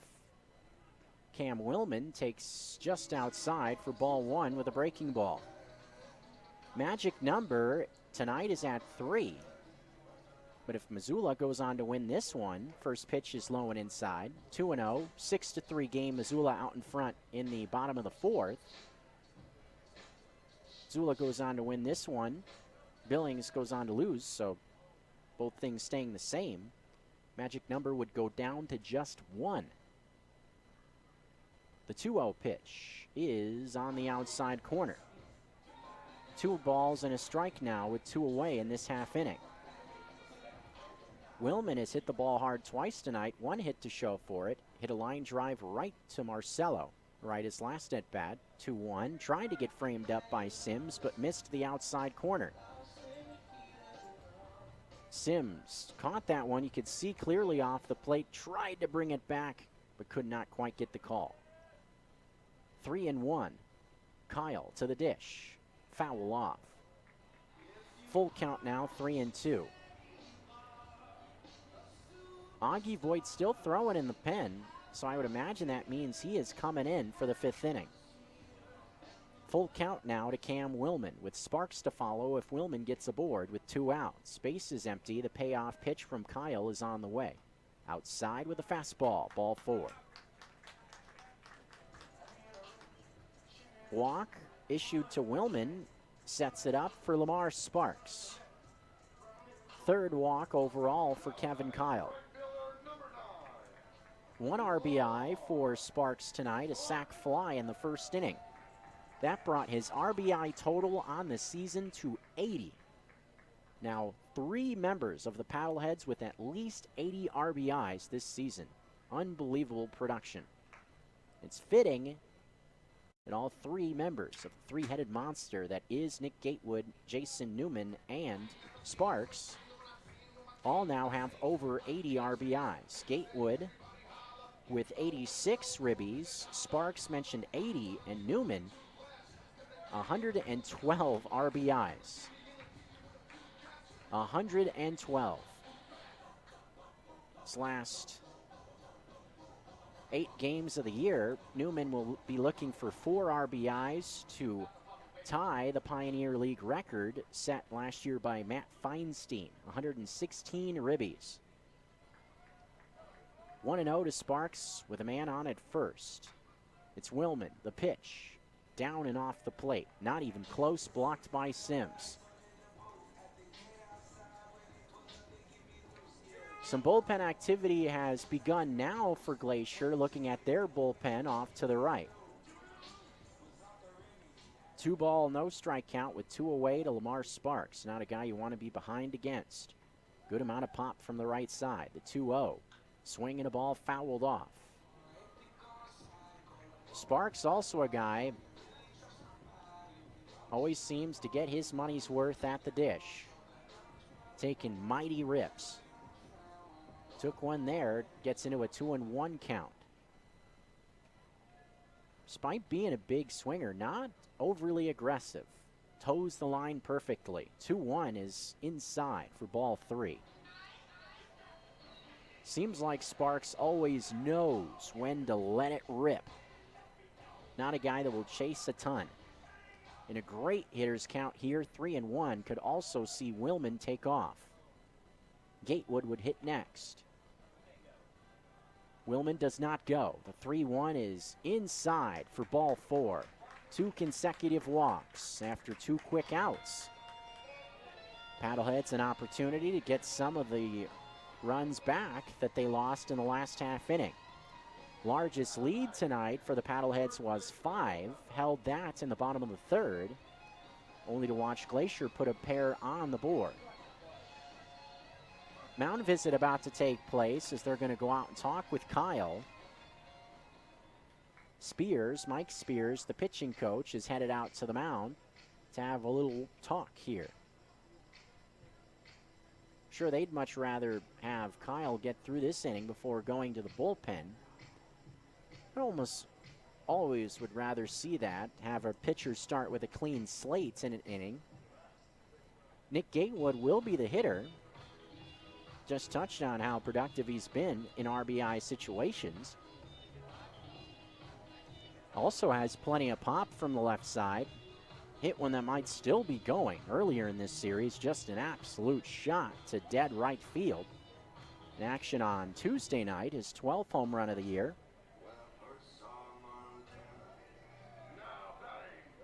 Nick Gatewood so far has bounced into a double play, has also walked.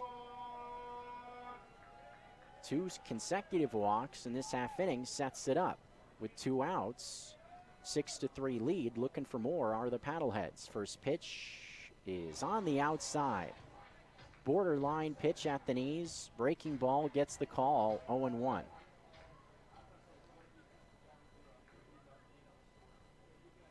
Nothing in 1. Lead runner is Willman at second. Sparks at first, great speed on the bags. 0-1 is fouled away to the left.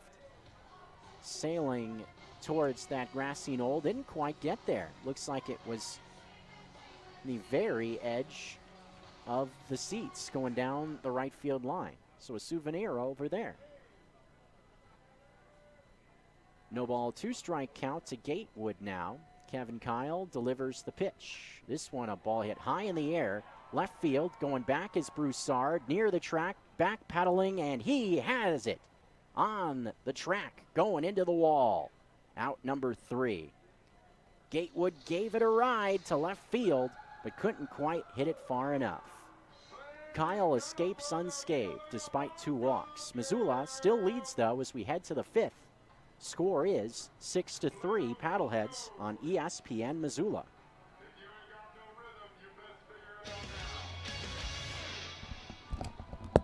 As your Western Montana premier mechanical provider, Temprite Service is committed to eco-friendly solutions. That's right. We offer Energy Star rated HVAC units, ductless technology, and geothermal solutions for existing buildings. Plus, we're a NATE certified team pairing building information modeling, or BIM, with green building initiatives for new construction. Find details on our cutting-edge methodology at temprite.com and read our 5-star reviews on Google. We're a preferred provider for so many customers and A+ rated by the Better Business Bureau. On Sunday, September 11th, the entire community is invited to come together to pray for the peace of our city, our country, and the world. Hosted by Youth for Christ Greater Missoula and Soul Life, this event will be held in Ogren Park at Allegiance Field. Local faith and worship leaders will guide moments of prayer and worship from 5 to 6 p.m., followed by food and fellowship from 6 p.m. to 8 p.m. City Altar Missoula, Sunday, September 11th. For details, find Youth for Christ Greater Missoula on Facebook. Most of my family, they never graduated high school, so I'm trying to break that barrier. My daughter Brooklyn was also a motivation for me to go back to school. Every day after work, went straight to school, and it paid off. At age 26, Kareem finished his high school diploma. I could not have done it alone. I see the future is really bright for me. No one gets a diploma alone. If you're thinking of finishing your high school diploma, you have help. Find free adult education classes near you at finishyourdiploma.org. Brought to you by the Dollar General Literacy Foundation and the Ad Council. Away from your radio? Stream Paddlehead Baseball live on 1029ESPN.com. Now back to the ballpark.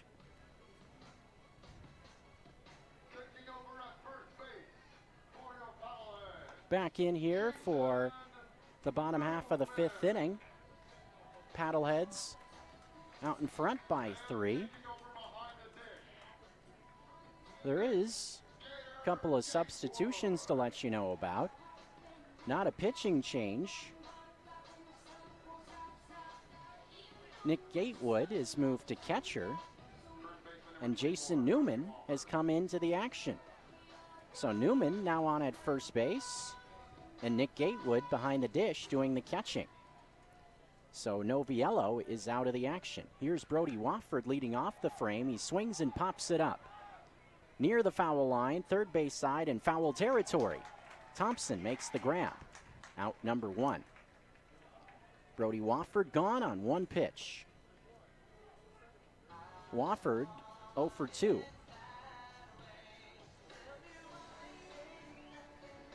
That will bring Eddie McCabe into the box. Wofford, McCabe, and Sims in the process of coming to the plate. 6-3 game. So the Paddleheads trying to keep some of the heavy lifting off of Newman tonight. And I would imagine we'll see a lot more of that the last 8 games of the year. Again, you want to keep guys fresh coming down the stretch. The 1-0 pitch is outside, 2-0. But also, the Paddleheads will, at the end of this homestand, will have played 12 games in a row without a day off. Especially being towards the end of the season, that taxes anybody. So you want to make sure guys get their rest. The 2-0, ground ball to the left of the bag. Willman is there, the shortstop, now coming behind second base, throws to Newman for out number 2. Austin Seidel, 2 very quick outs here in the top of the 5th inning. It's been an adventure at times for the right-hander with all the walks and hit batsmen, but trying to get a quick 1-2-3 inning here in the 5th. Drew Sims now the hitter. It would say something about Seidel also to be able to get through this frame clean. Pitch to Sims, ground ball on a couple of hops to Tam Thompson. He'll flip across, low, but Newman digs it out on the in-between hop for out number 3. Quick top half of the 5th inning. Range Riders are almost set down quicker than they came to the dish. 3 up, 3 down. We'll head to the bottom of the 5th. Missoula still leads 6-3. Rocky Mountain Truck and Trailer Equipment is a local, family-owned business and proud sponsor of Missoula PaddleHeads baseball. Rocky Mountain Truck and Trailer carries a wide variety of truck and trailer accessories, gooseneck and dump equipment. Anytime you want to maximize your flatbed, have hauling needs, require specialized fabrication, or need trailer repair, get the job done right. For professional advice, go to the experts at Rocky Mountain Truck and Trailer Equipment, 5680 Expressway in Missoula, or check out their inventory at www.rmtte.com. New to Missoula, your home improvement company offers full-service remodeling of windows, doors, bathtubs, walk-in tubs, and showers. Customize your home with quality craftsmanship to create the home of your dreams. Before you start your project, visit the showroom, discover top-performing brands, and the newest innovations. Your home improvement company is open and hiring. Get the best pay and benefits you deserve by providing world-class products and outstanding service. Your home improvement company, now open and hiring in the Southgate Mall next to Shields. Nuanez now on ESPN Radio with special guest Rajin Seabrook. Why aren't we just obsessed with track and field then? If we just like the competition, there's something else about You can't forearm shiver anyone while they're hurdling, that's why. We like violence, we like aggression. We like our skiers to be aggressive. We like our divers to be aggressive. We like Bob Ross when he strokes the life out of something on a canvas. We like that assertive, aggressive nature. Catch Regime Seabrook once a week on Nuanez Now, 4 to 6 p.m. on ESPN 1029 Missoula. This is live play-by-play on 102.9 ESPN Missoula, your home of the Missoula Paddleheads. We're ready for the bottom half of the 5th inning after a very quick top half of the frame. 1-2-3 inning for Austin Seidel. The Paddleheads lead. And we are about to see a new pitcher come out for the Glacier Range Riders. Kenny Stewart's, a right-hander, is going to take over in this half inning for Glacier, San Diego native. Guy that's bounced around. The Pioneer was signed by Glacier this week. Has also been with the Billings Mustangs this season. Also with the Roswell Invaders of the Pecos League. He will face McLean O'Connor to start off this half inning. Guy that's been off to a good start so far offensively in this one.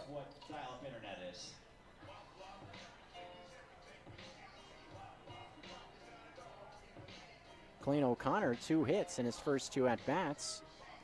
Guess they picked the right guy for the beer batter tonight. Single and an RBI triple in his last at-bat for O'Connor. 54th RBI this season. And a lot of times that triple is the toughest leg of the cycle to get, so you never know. Might have a chance to do it here on this Thursday night. Pitch on the way is a fastball that is on the outside, strike 1. So Kevin Kyle, the starter, goes 4 innings tonight, 6 runs, 8 hits. 0-1 is the count. Few of those runs unearned, though, due to a couple of errors committed in the second inning. 0-1 pitch is a foul away. Strike 2, 0-2. Thompson to follow. He's 2 in this spot in the order. Thompson and O'Connor have done the bulk of the damage for the Paddleheads. Remember, due up third was Andrew Noviello, but with Jason Newman subbing in his spot, it's Newman due up third in this inning. Getting his first at-bat tonight. 0-2 is a ground ball left side. Diving attempt by Dennison, throwing it off balance. Not even close. Skipping in towards Wofford. Good effort by Dennison, but nothing he could do with that ground ball towards the hole on the left side, and it's another hit for O'Connor. His third tonight. 3 chances for discounted suds. And isn't it fitting? The last Thirsty Thursday of the year, get a good beer batter. Seems like a good way to send it out on a Thursday night. 3 hits for O'Connor, 3 for 3. To the plate now is Cam Thompson, who singled twice himself. He's 2 for 2. 9 hits total for Missoula. Pitch to Thompson, below the knees for ball 1. And of the 9 hits, Thompson and O'Connor have 5 of them. So over half of the offensive production have come from these 2 guys.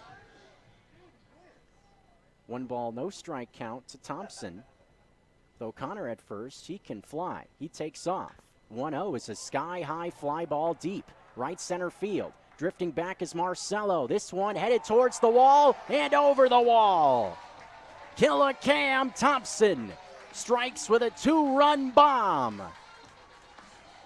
Lead is back up to 5 for the Paddleheads. What a night for Cam Thompson and McLean O'Connor. Combined, they are 6 for 6. Home run number 11 for Cam Thompson, a towering shot into right center field. Makes the score 8-3. Third RBI on the night for Thompson. Combined, the duo is 6 for 6 with a triple, a home run, and 4 RBIs. Just absolutely mashing the ball are O'Connor and Thompson. Here's Jason Newman, his first at-bat tonight. First pitch to Newman is just outside. Ball 1 off the plate, away. Alluded to maybe seeing Jason Newman as a pinch hitter at some point, some sort of a high leverage situation. But this isn't what I envisioned for him tonight. 1-0 is towards the outside, 2-0. But I like the approach, not asking Newman to go out there for all 9, so taking some of the heavy lifting off of him. But he's also going to get a couple of at-bats, get some play out there, stay fresh, and stay locked in with your approach. The 2-0 on the way. Swing and a foul. Because it's been talked about so many times. You can take 100 rounds of BP. You can spend hours in a batting cage. You can take 100 ground balls from Schlack hitting Fungo to you. That is not in-game action. Just a completely different deal. The 2-1 to Newman.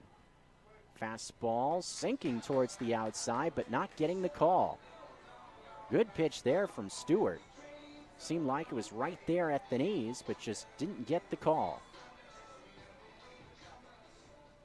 3 balls and a strike now to Newman. Good hitters count with Akins on deck.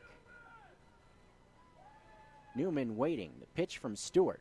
Swing and a miss. Challenge fastball inside part of the plate.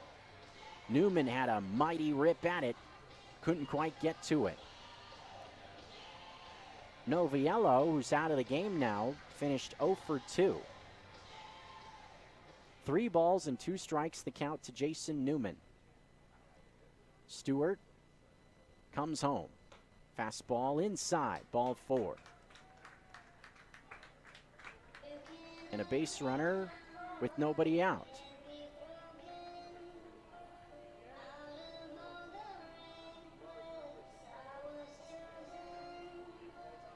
As Jared Akins will now come into the box. Akins reached base in his first AB, a walk, then bounced out to Brody Wofford at first.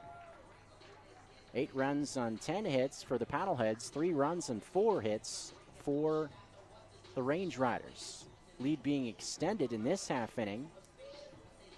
Manager Nick Hogan is headed out to the hill to talk with Stewart. Things have not gone his way to start off this inning out of the pen. There's also some activity going on down there, but doesn't look like Hogan is going to go to the bullpen as of right now.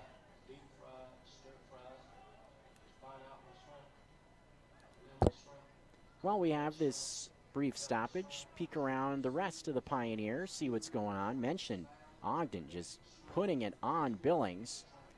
They're in the 6th inning now. Raptors are out in front, 17-5 in the bottom half of the 6th inning.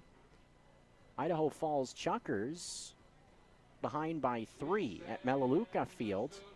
6-3 is the score. Great Falls in front of Idaho Falls as they look to take a 3-1 lead in that 6-game slate due to Voyagers.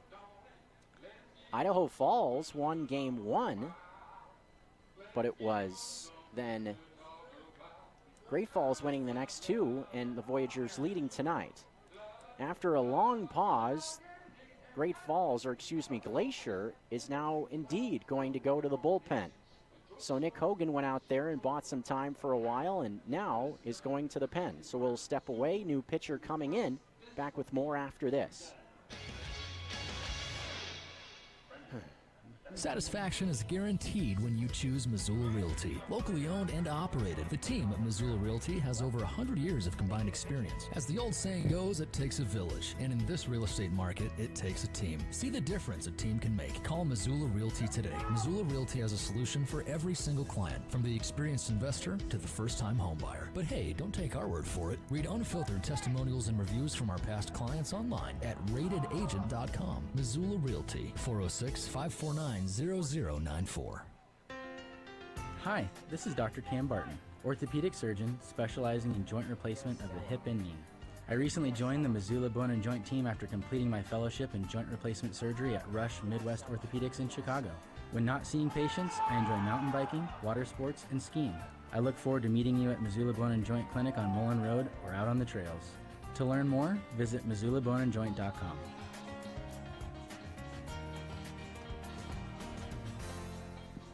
Hey, hon, what you doing with your phone? Taking pictures? No, I'm asking it questions. Like what? Hey, Bobo, do flowers have best friends? I'm sorry.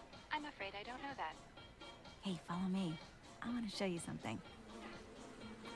Look, flowers do have best friends. Whoa. Some answers can only be found in nature. Discover the unsearchable. Visit discovertheforest.org to find a trail near you. Brought to you by the United States Forest Service and the Ad Council. This is Missoula Paddlehead Baseball on 102.9 ESPN Radio. Pitching change coming here for the Glacier Range Riders, the University of Delaware product. Michael Biasello will come out of the bullpen for Nick Hogan for the second time in this series, making his 5th appearance overall out of the bullpen for Glacier. Biasello was out there in game 1 back on Tuesday night, pitched a clean inning, didn't give up any base runners in his work out of the pen. He inherits a runner on at first base with nobody out, with Jared Akins coming up.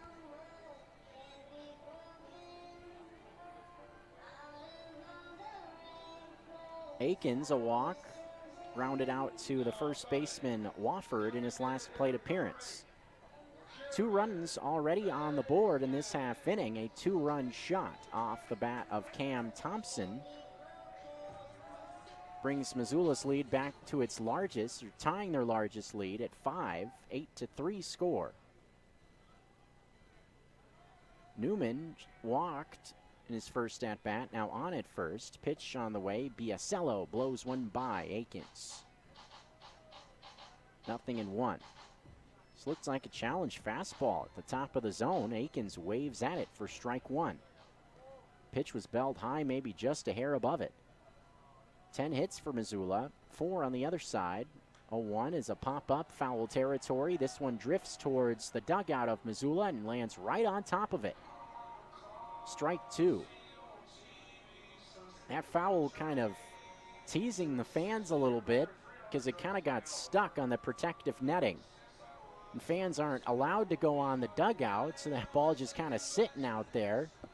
Now the field staff are going to go out there and make sure that they can grab that one. 0-2, the pitch to Akins, in on the hands. Sims tried to frame it up, but it was inside. 1 ball, 2 strikes now to Jared Akins. 2-run, a home run from Cam Thompson already in this half inning. Thompson just keeps it rolling. He's really starting to heat up at the dish, doing so at the right time, coming down the stretch of this regular season. 1-2 to Akins. Ground ball sharply hit foul. Takes a ricochet, goes down by the bullpen. One almost looked like it was going around the boards in a hockey rink. How it ricocheted off that concrete barrier and bounced down towards the bullpen. Speaking of hockey rinks, you can catch Grizz hockey this month right here on ESPN Radio Missoula. The end of September season starts. 1-2 pitch is inside. Shameless plug for myself because I'll be doing the play-by-play for Grizz hockey this year. 2 ball, 2 strike count to Jared Akins. Saw the Grizz lacrosse team here earlier this week and catch lacrosse team and the hockey team here tomorrow, part of Montana night. 2-2, the pitch to Akins on the way. Fastball, strike 3 called. Right down the middle. I mean, dead in the heart of the zone for out number 1. Next up will be Keaton Greenwald. Akins evidently was looking for something else in that spot. Greenwald's hit a line drive in his last at-bat. Play was made at shortstop, though. A leaping catch by Dennison, the shortstop. Does have a base hit also, does Greenwald. Single to center field, 1 for 2. Pitch on the way to Greenwald, taken inside from Biasello, 1-0. Paddleheads have led for the majority of this one. Only a brief advantage in the top of the first for Glacier. They just jumped ahead 1-0, only to watch the Paddleheads knot things up immediately. 1 ball and a strike. Pitch on the way. Ground ball slowly hit. Dennison charging in. Is going to flip back to Cash at second for 1. On to first. And that is a nicely turned 6-4-3 double play. Despite it being slowly hit, Dennison able to get there quick. And that is the end of this half inning. Top of the 6th inning coming up. Missoula leads 8-3. Thanks to Cam Thompson, a 2-run blast. We roll on with the 6th after this. My best friend could tell something was wrong. I tried to hide it, but she knew I was lying. I wasn't okay. Far from it. I felt isolated, lonely. Still Seidel. She kept telling me I wasn't alone and urged me to get help. I think she saved my life. When it comes to suicide, the only wrong thing to say is to say nothing at all. If you or a loved one need help, call 988. That's 988 or text MT to 741-741. Brought to you by DPHHS and aired by the NBA. Looking for a great way to kick off your weekends this summer? Look no further than Thursday night trivia at Western Cider. Summer is never long enough. Start your weekend early. Grab your friends, pull up a stool, and prepare to face off for 5 rounds of trivia fun. From current events and music to team-selected categories and more. Plus, there are weekly prizes. It starts right at 7, so make sure to arrive early to settle in. Get your drinks and prepare to face off. Trivia, Thursday nights all summer long at Western Cider, 501 North California Street. Hey, what's up, Montana? Colter Nuanez from Nuanez Now, your favorite daily sports talk show. I know a great many of you listen to the show during your evening drive time between 4 and 6 p.m. right here on 102.9 ESPN Missoula, but sometimes you might not get to listen to the entire show. That's okay. We've got you covered. You can always find Nuanez Now in its totality on all of your favorite podcast hosting platforms. The Nuanez Now podcast is proudly presented by the M Store, the Advocates, and the Montana State Bookstore.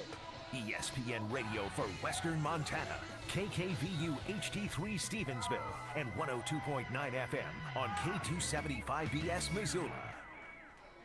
Back to live local play-by-play on 102.9 ESPN Missoula. Well, after Austin Seidel went right through the Range Riders, run 2-3 in the fifth. Wasn't sure if he was even going to come out for that one, but after a successful fifth, here he comes for the sixth, facing the bottom third. Ryan Cole takes strike one, the inside part of the plate. Fastball with a ton of downward bite to it.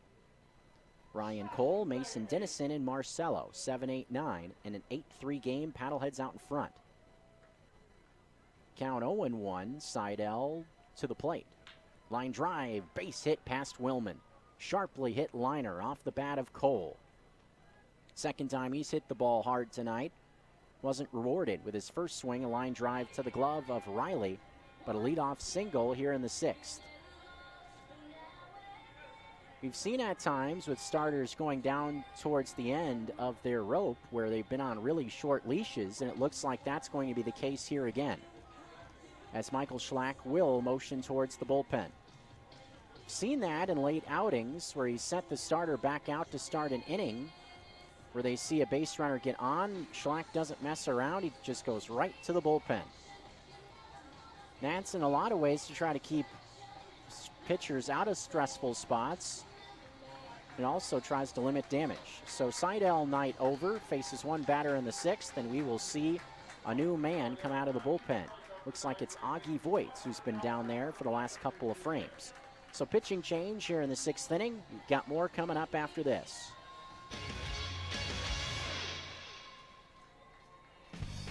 Grizzly Disposal and Recycling may be newer to the community, but they come with years of experience in the waste management and recycling industry.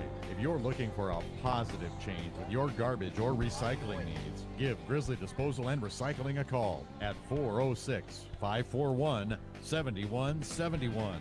Don't wait. Give them a call today. Grizzly Disposal and Recycling. The only bears that should be in your garbage. There is a reason customers go back again and again to DeMorris Buick GMC Mercedes, Missoula's most trusted dealership and proud sponsor of Missoula Paddleheads Baseball. DeMorris High-End Service Shop is unmatched in diagnostics, diesel maintenance, and repair, serving generations of satisfied customers. DeMorris Buick GMC Mercedes is your area Sprinter van headquarters for the Montana outdoor lifestyle. Check out demorris.com for new and pre-owned inventory or stop by 3115 West Broadway. Hey Missoula, looking for a fun volunteer job working with kids? Let's Move Missoula is looking for volunteers for midday move at Russell and Lowell Elementary Schools every Monday, Wednesday, and Friday during lunch recess, kicking off September 7th and finishing April 30th. Volunteers are welcome for as few as 6 hours, or you can sign up to be a regular. For more info, go to volunteermissoula.org and click sign up. We now return to Paddlehead Play-by-Play on ESPN Radio. Back with more action here in the top of the sixth. Austin Seidel came out, faced one batter, gave up a single to Ryan Cole to start this inning off. He immediately departs. Coming in, making his second appearance in a Paddlehead uniform, is Augie Voigt, the right-hander. Was having seemingly a pretty good outing his first time out for Missoula. Did end up giving up a run, his run out of the bullpen, his first time out. First pitch to Mason Dennison, checked his swing and a pitch up high, and he went around, going after a fastball up and in. Dennison could not keep the bat back. Dennison 2 hits, infield hit and a base hit so far. Base hit to left field, along with an infield hit. 1 ball, no strike count with Cole on at first. 1-0 is swung on and missed. Actually the 0-1, so the count now 0-2. Augie Voigt showed off some plus 90 mile an hour velocity last time out there. Also a fastball with a good amount of sink to it from the right side. This one gets by Gatewood, allows Ryan Cole to move up to second base. Looked like an off-speed pitch that was well off the outside part of the plate in that spot. That runner, not Voigt's responsibility. That's why you can't quite close the book on Seidel at this point. Is responsible for that runner on at second base. To this point, 5 innings, 3 runs on 5 hits for Seidel, with Missoula leading, still in line for the win. 1-2 pitch, swing and a miss by Dennison. Fastball at the belt. Challenge out number 1. Just blows it right by him on the inside part of the plate. Next man into the box will be Noah Marcello. Marcello has been on base twice, but he really hasn't had much of an opportunity to really swing the bat. Was hit by a pitch his first time around in the second, and was walked on 4 pitches back in the 4th. Chance here with a man at second base, only 1 out. Range Riders trailing 8-3. Voigt's delivery. Fastball up high, apparently. 1-0. One of those pitches where Gatewood had it framed up there for an eternity, just kind of waiting for the strike call to come. It's been delayed at times, just never came. Looks like it was right out over the plate. 1-0 pitch. This one fouled away. Top of the order coming next for Glacier. Ryan Cole with good speed at second base. A ball and a strike the count. I wouldn't imagine Glacier would try to be aggressive, send the runner in this spot. Would really kill a rally, obviously. Get a runner thrown out in this situation. 1-1 pitch, broken bat, soft liner, up the middle, base hit. Ryan Cole got a late jump, so he's going to stop at third as the relay comes into Thompson near the pitcher's mound. Broke his bat that time, did Marcello, but was able to muscle it into center field for a single. Good pitch from Voigt. Fastball in the inside part of the plate at the knees, but Marcello was able to beat it for a base hit up the middle. Third time reaching base for Marcello, now 1 for 1 with his first hit, with Ryan Cash coming up. Cash a single and a walk tonight. He's 1 for 3. Runners at the corners, 1 out. Pitch from Voigt. Low and inside. Fastball with run and sink to it, 1-0.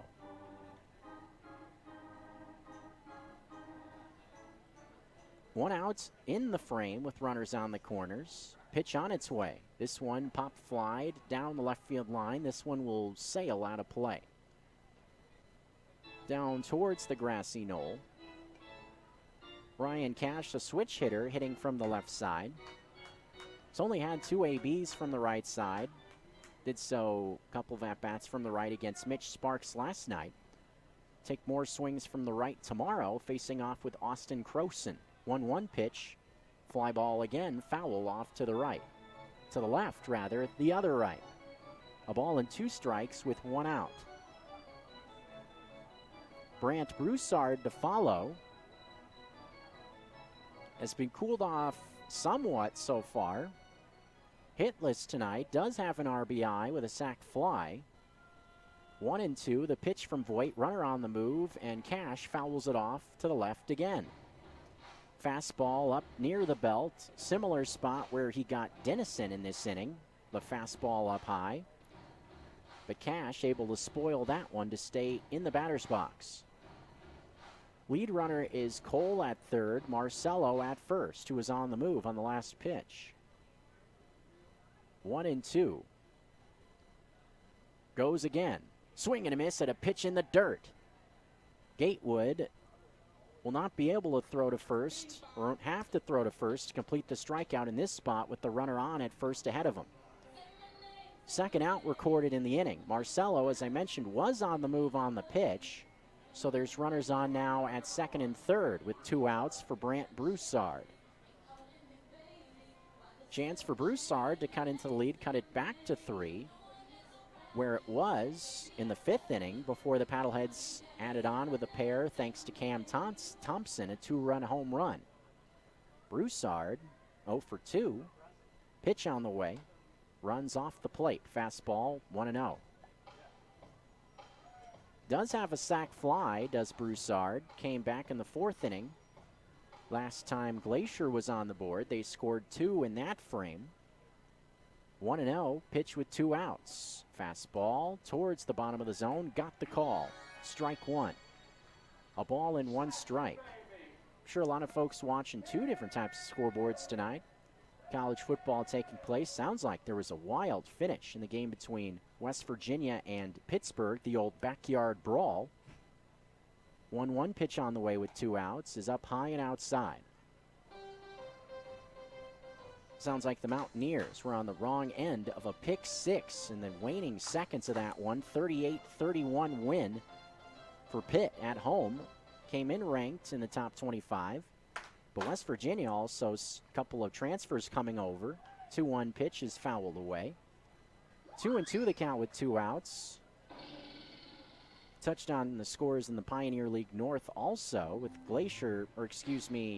Billings out in front or trailing Ogden by a ton. 17-5 last time we checked, now 18-8. They're in the 8th inning. Great Falls still leading the Chuckers by 3. 7-4 score in the 7th. 2-2 pitch hits Broussard up and in with the fastball. That's going to load the bases with 2 outs. So Broussard reaches base for the second time on the hit batsman. That's the 4th hit batter we've seen tonight. Most of them from side L, the starter. But hit batter there loads the bases. And brings a pretty dangerous batter to the plate in this type of a spot. Dean Miller's already homered twice in this series. Has a chance here with the bases loaded to cut the deficit all the way down to 1 here in the top of the 6th inning with 2 outs. Miller an RBI and a base hit already in this game also. Came in his last at bat in the 4th. First pitch to Miller. Fastball outside, 1-0. It's kind of an interesting sequence. A soft line drive up the middle. Run came in to score. Marcello, but Ryan Cash coming right behind was gunned down at the plate to end the inning. So a single and RBI and a 9-2. 1-0 pitch is outside for ball 2 from Voigt. Miller now firmly in control with the bases loaded. Well ahead in the count, 2-0. You're Voigt, you have to challenge in this spot now. 2-0 count. Pitch from Voigt. Fastball outside by a hair. Ball 3. Pretty close to the outside, just doesn't get the call. 3-ball, no strike count with the bases loaded. Voigt in danger of walking in a run to send the tying run to the plate. 3-0. Swung on and fouled off. Challenge fastball right out over the plate. And a 3-0 count. Miller had the green light and had a great pitch to swing at and just fouls it off. Could not have been more in the dead center of the plate. 3-1 with 2 outs with the bases loaded. Pitch on its way. Broken bat, slow roller, first base side, and this one will kick foul. Second time that Voigt has broken a bat. The bloop single up the middle from Marcello took a bat. Now Miller will have to grab another piece of lumber here. Count is now full at 3-2 with 2 away. So give credit to Voigt for making a couple of pitches to work the count full here in this at-bat with the dangerous Miller. The last guy the Paddleheads would want to see up representing the tying run or more in this half inning would be the guy on deck, Brody Wofford. 19 home runs.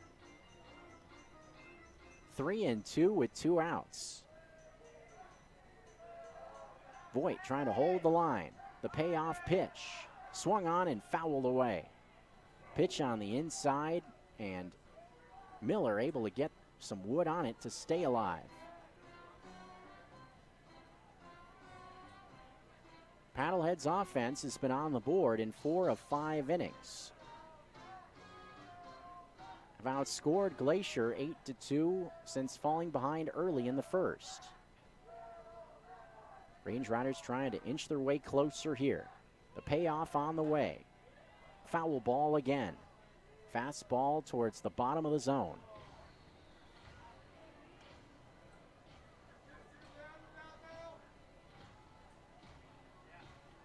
Still 2 games left of this homestand. Friday night, Montana night, and the final regular season home game of the regular season on Saturday. Remember, can still check out postseason Paddleheads baseball. One postseason game confirmed on September the 14th. 3-2 pitch is a swing and a pop-up. Left side of the diamond, foul ground. Who's it going to be? It's Thompson in foul territory. Makes the play for the final out of the inning. Bit of an adventure, but the Range Riders leave the bases loaded in the top of the 6th. Peanut inning coming up. 8-3 lead for Missoula.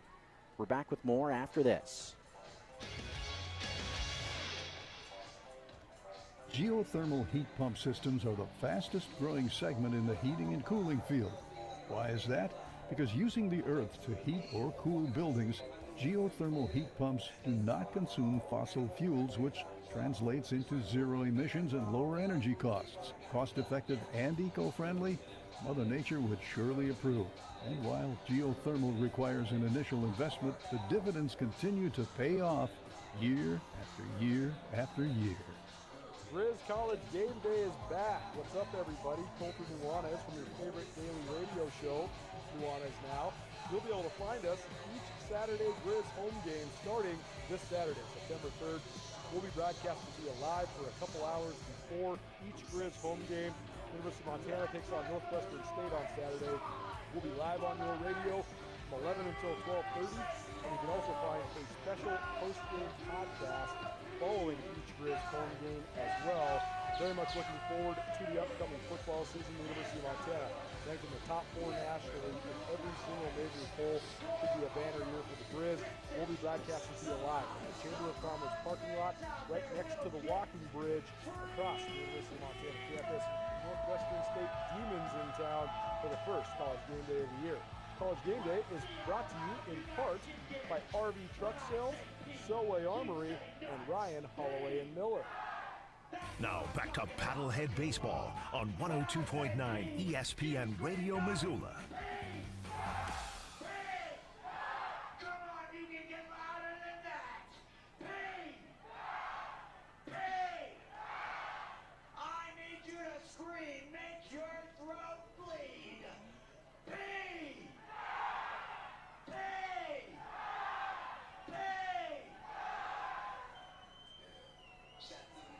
Gotta let Sammy B get a little peanut chant going, right? We're back for the bottom half of the 6th inning, the peanut inning. Don't have too many of these left. Always gotta take advantage of the fun times while you still got them. Brandon Riley will start off this half inning with Missoula out in front by 5. Stewart back out for another half inning for Glacier. 1, 2, 3, part of the order. Riley, Willman, and Sparks. Pitch on the way. Ground ball through the right side of the infield. The third hit tonight for Brandon Riley. 3 singles, now 3 for 4 at the top of the order. Gets things started with a base hit. That will send Cam Willman to the plate. 11th hit tonight for Missoula. Base hit for Willman is first time.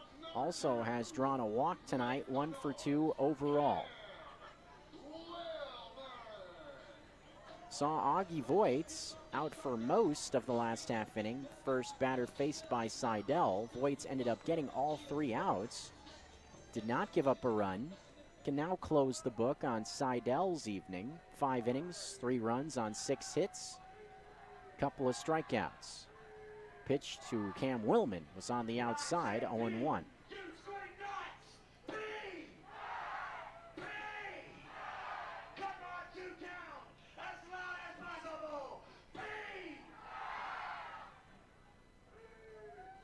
Sammy B's fired up. Really trying to get into the peanut inning. Not that he doesn't always get into it, but it seems like he's got a little bit of extra juice tonight. One point he told the crowd they wanted them to yell so loud that he wanted to hear or make their throats bleed. Oof, that's aggressive. 0-2 is off the outside. 1 ball and 2 strikes.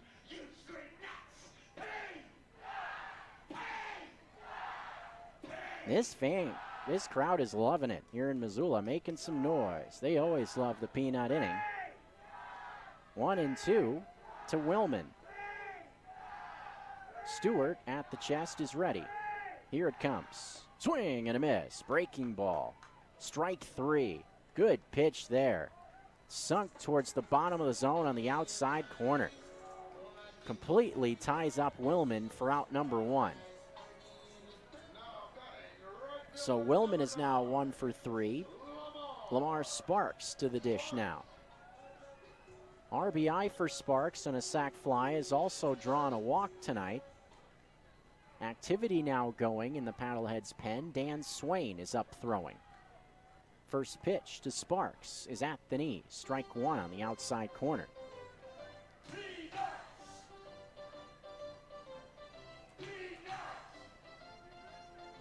Eight to 3 lead for the Paddleheads in the bottom of the 6th inning. Riley is still on at first, 0-1, 1 out. Stewart kicks and throws. Fastball on the corner, just barely out of the zone. Good spot there and an 0-1, just didn't get the call. A ball and a strike with 1 away. Target looks to be inside this time from Sims. The pitch on the way. Tried to backdoor him with a slider and does nicely for strike 2. Sparks was bailing out of the zone, and that pitch on the inside part of the plate at the knees, but ended up being right on the inside corner. Dictionary definition of backdoor breaking ball. Ball and 2 strikes. Target away. The pitch. Swing and a miss at that breaker off the plate away. Strike 3, out number 2. That pitch has been tough to handle. Both Willman and Sparks have been swinging up there wildly at it. Haven't seen much success against it. 2 strikeouts in a row for Stewart. Next to the plate is Nick Gatewood. Gatewood has bounced into a double play and flown out to left field. He's 0 for 2. He's also walked tonight. Riley's still hanging around at first. First pitch, swing and a miss. Pitch with some sink to it. That looked to be a changeup with some split finger type movement to it. Funky stuff from Stewart. Changeup, slider, and a fastball. Fastball that has good life to it also from the right side, 90 plus miles an hour. 0-1 to Gator with 2 outs. The delivery, swing and a miss. Towards the bottom of the zone again. No ball, 2 strike count with 2 away. Stewart looking to make sure that that single from Riley to start the inning was just a little blip in this half inning, looking to strike out the side here in the bottom of the 6th inning. 0-2 with 2 away. Gatewood waiting. Here it comes. Fastball at the knees. Just missed for ball 1. Pretty darn close. A ball and 2 strikes. Sims had it framed up at the bottom of the zone. Close. Gatewood gets away with it. 1-2. Lives to see another pitch. Here it comes. Ground ball foul. Trying to go back down there again. Gatewood gets the bat on it.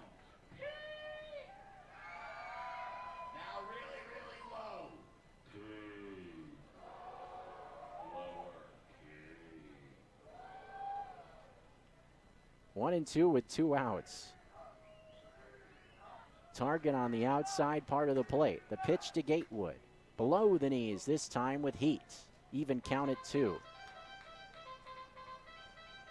Featured mainly off speed in this at-bat, so not a bad idea to go to the fastball, hoping Gatewood would be behind it. Count now even at 2 with McLean O'Connor waiting next. Pitch to Gatewood. Soft liner on 1 hop to Ryan Cash at second base. Back pedals, throws to Wofford, and that is the end of the bottom of the 6th inning. Leadoff single for Brandon Riley, but that's it for the Paddleheads. We're through 6. Missoula leads 8-3 on ESPN Radio. Pepsi Cola of Missoula proudly supports youth athletics. Tune in to Nuanez Now this Tuesday at 4:30 p.m. for the youth sports segment brought to you by Pepsi Cola of Missoula. Each week, Coulter will be talking about local youth sports from grade school to high school. Soccer, basketball, fencing, tennis, swimming, you name the youth sport, and he'll cover it. Tune in Tuesday at 4:30 to learn more. Sponsored by Pepsi Cola of Missoula. Pepsi Cola of Missoula proudly supports youth athletics. Do you know someone who has a hard time hearing or communicating with others on the phone? What do? Contact the Montana Telecommunications Access Program, or MTAP. In short, they provide people with hearing loss, speech and mobility challenges, the ability to communicate with specialized phones or other devices for free. To see if you qualify, call 1-800-833-8503 or visit montanarelay.mt.gov. New pitcher, MTAP, better communication for Dan all. Swain. Hello, Missoula. It's Ryan Tutel, formerly of Tutel and Nuanez, here to tell you about how you can golf with me this fall. 3 lucky winners will join my team for the Missoula Education Foundation's Scramble for Students on September 14th at the Missoula Country Club. The event starts at 10 a.m. and includes free lunch and plenty of great raffle prizes. Register to win by texting a picture of the scorecard from any round of golf you play this year to 406-888-1029. We'll select winners on September 12th. I can't wait to see you. You're listening to Paddlehead Baseball, ESPN Missoula. Bottom half of the 6th inning. Paddleheads out in front by 5. Hearing a little bit of Eddie Van Halen guitar coming on the loudspeakers. That only means one thing. Newton, Massachusetts native Dan Swain is about to take things over in this half inning for the Missoula Paddleheads. In this spot, guy that's looked pretty good this last number of outings for Missoula.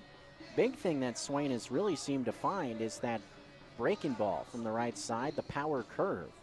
Go along with that low to mid 90 mile an hour fastball.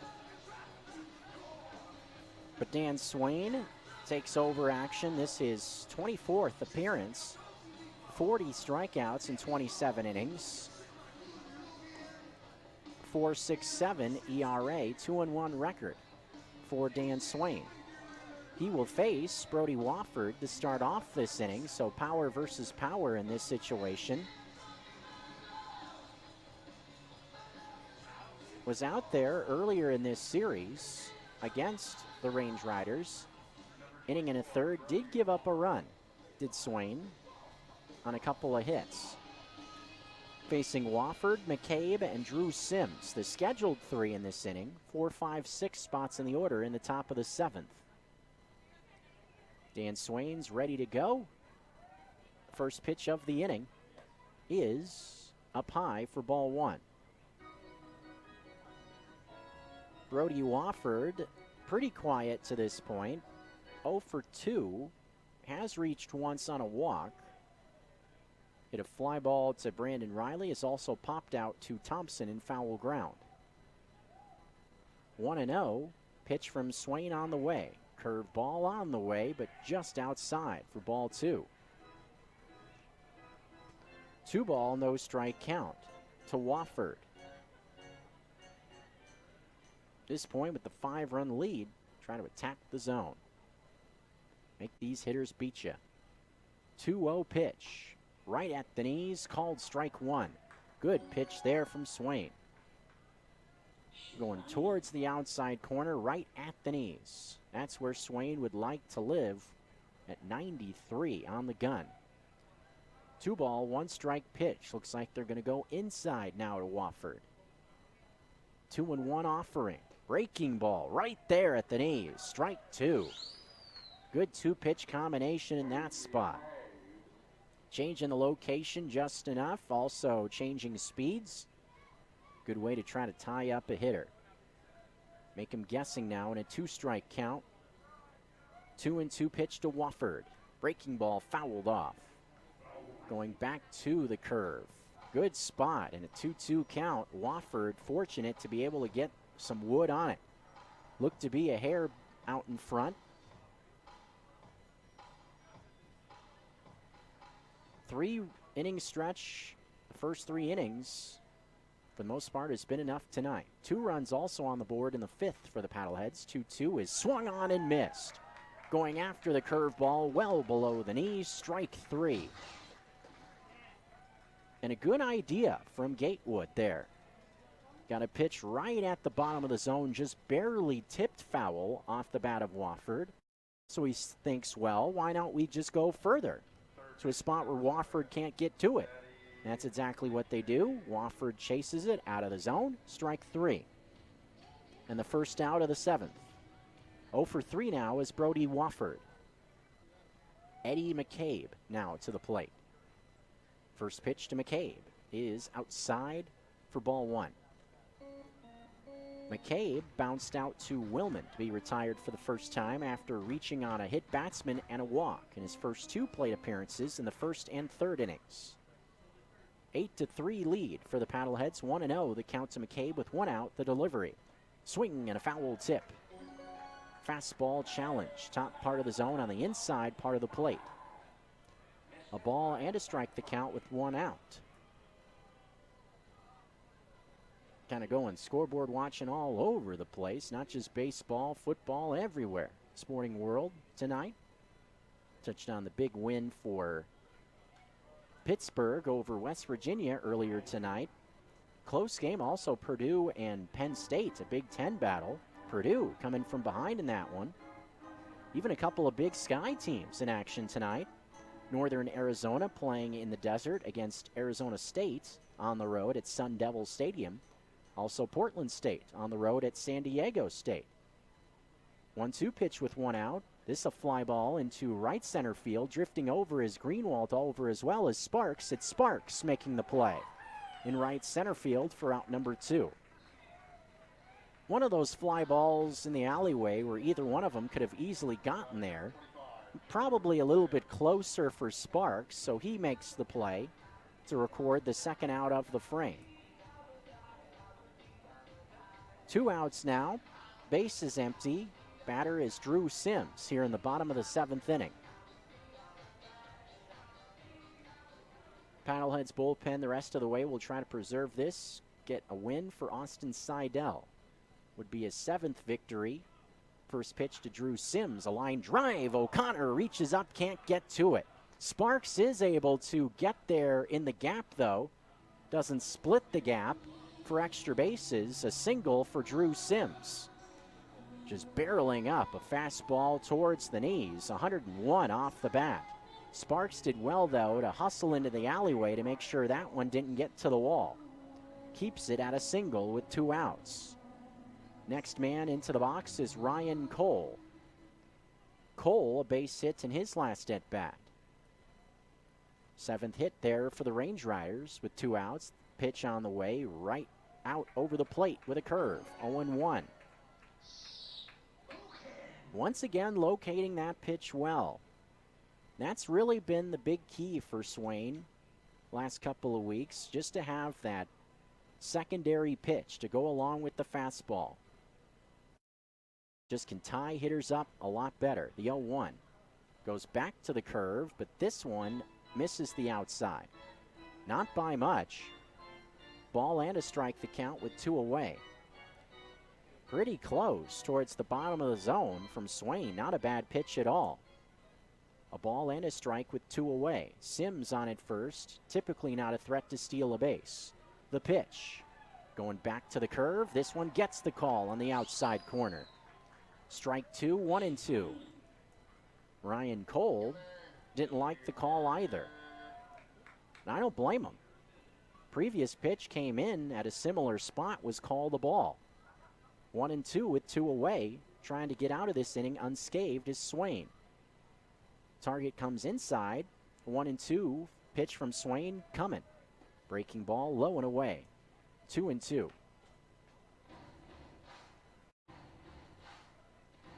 So if the pitch missed a location, a good spot to miss to. Thinking about the last 2 pitches, curveballs towards that part of the plate. 2-strike count, could easily see Cole go fishing for it. 2-2. 2 outs. Set at the chest is Swain. He kicks and throws. Swing and a miss. Challenge fastball. Right down Broadway for out number 3. 2 Ks in this half inning for Dan Swain. We will head to the home half of the 7th. Missoula leading by 5. Automated Living has a passion for all kinds of audio and video solutions. We pride ourselves on staying educated on the best technologies out there to make your experience absolutely amazing. We customize every build after listening to our clients' dream for how their system should look and sound in their space. We make those kind of dreams come true. If you haven't seen an OLED television, come to our shop and see the difference for yourself. Want sound on the deck or around the house that you can control with your phone? Give us a call and we'll figure out how to professionally make that happen. Automated Living, life made easy. Hi, I'm Montana Secretary of State Christy Jacobson. Montana's general election is Tuesday, November 8th, and we want your voice to be heard. Montana implements several best practices, including pre-election testing of voting equipment, paper ballots, cybersecurity training, election security assessments, and a post-election audit, just to name a few.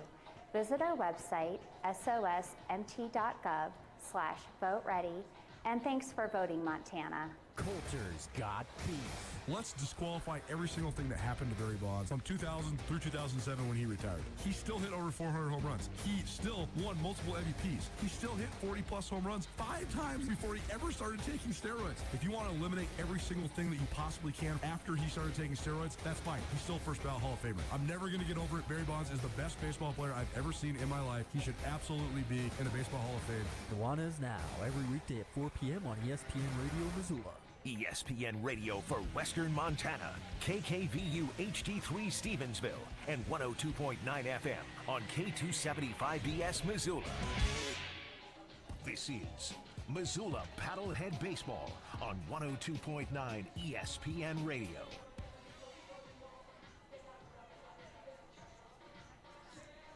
Biasello back out for the Glacier Range Riders in this half inning. He will face off with McLean O'Connor. What a night it's been for O'Connor already. Bottom half of the 7th. O'Connor trying to sneak in one more hit as the beer batter. Last call coming at the end of this inning. But O'Connor trying to give the fans one last chance for discounted suds in the last Thirsty Thursday of the year. O'Connor waits the first pitch from Biasello. It's way up and in. 3 singles for O'Connor tonight and a triple. 4 for 4 for McLean O'Connor. 3 for 3 rather. Just one infield hit with a base hit and a triple. Thompson to follow. 1-0 is off the end of the bat, foul. And O'Connor and Thompson have been the focal point of this offense tonight. Both of them 3 for 3 at the plate. 4 singles, a triple, and a home run for the two combined. 6 for 6. Also 4 RBIs. 1-1 to O'Connor, the pitch. Swing and a miss. Was out in front a bit of a slider from Biasello. Ball and 2 strikes. Activity going in the Missoula pen. Nate Alexander is up. Saw Dan Swain out there for the 7th. Nice inning for Dan Swain. Could be Alexander called upon for the next half inning. 1 ball, 2 strike count. It wouldn't take it completely out of the equation that we see Swain out for another inning as O'Connor pops it up, caught by Marcello in right center field, medium depth right center, and O'Connor is retired for the first time tonight. Just got a bit out in front of that breaking pitch towards the outside. Now into the box will be Cam Thompson. Thompson, his effort, 3 RBIs, 2 singles, had a 2-run blast in his last at-bat. Last time we've seen any offense from either side was a 2-run homer back in the 5th inning into right center field. 1 out, bases empty, bottom 7, 8-3 lead for the Paddleheads. First pitch to Thompson is at the knees for strike 1. So it'll be interesting to see how Schlack plays the 8th inning, if he goes right to Nate Alexander or if he puts Swain back out. 0-1 with one away. Jason Newman waiting in the on-deck circle as Thompson hits one pretty well. Right field, drifting back is Marcelo towards the track. He makes the catch on the warning track. Out number 2. Thompson trying to take on right center again. Just gets underneath it for out number 2. So both Thompson and O'Connor retired for the first time tonight. Both now 3 for 4. Jason Newman will now stand in for the second time. Newman had his first at-bat in the 5th after coming in on a defensive substitution in that inning. Drew a walk in that frame in his at-bat against Stewart. Biancello's delivery is a ground ball towards the third baseman McCabe. On one hop, he flips across the diamond, out number 3. 3 up, 3 down in the bottom half of the 7th inning. Missoula up by 5 as we head towards the 8-3 tally on ESPN Radio.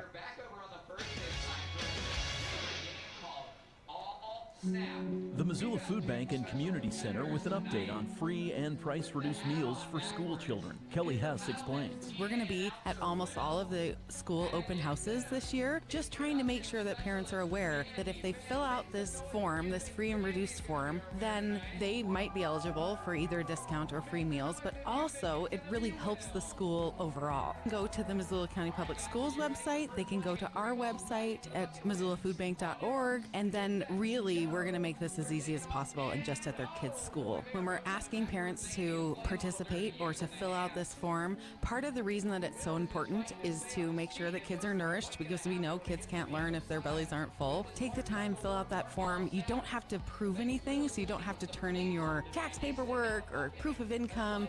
They make it pretty simple. Just fill out that form and get it turned in, and it'll help everybody. To learn more and fill out the form, contact your child's school or go to MissoulaFoodBank.org. What grows in the forest? Trees? Sure. Know what else grows in the forest? Our imagination, our sense of wonder, and our family bonds grow too. Because when we disconnect from this and connect with this, we reconnect with each other. The forest is closer than you think. Find a forest near you and start exploring at discovertheforest.org.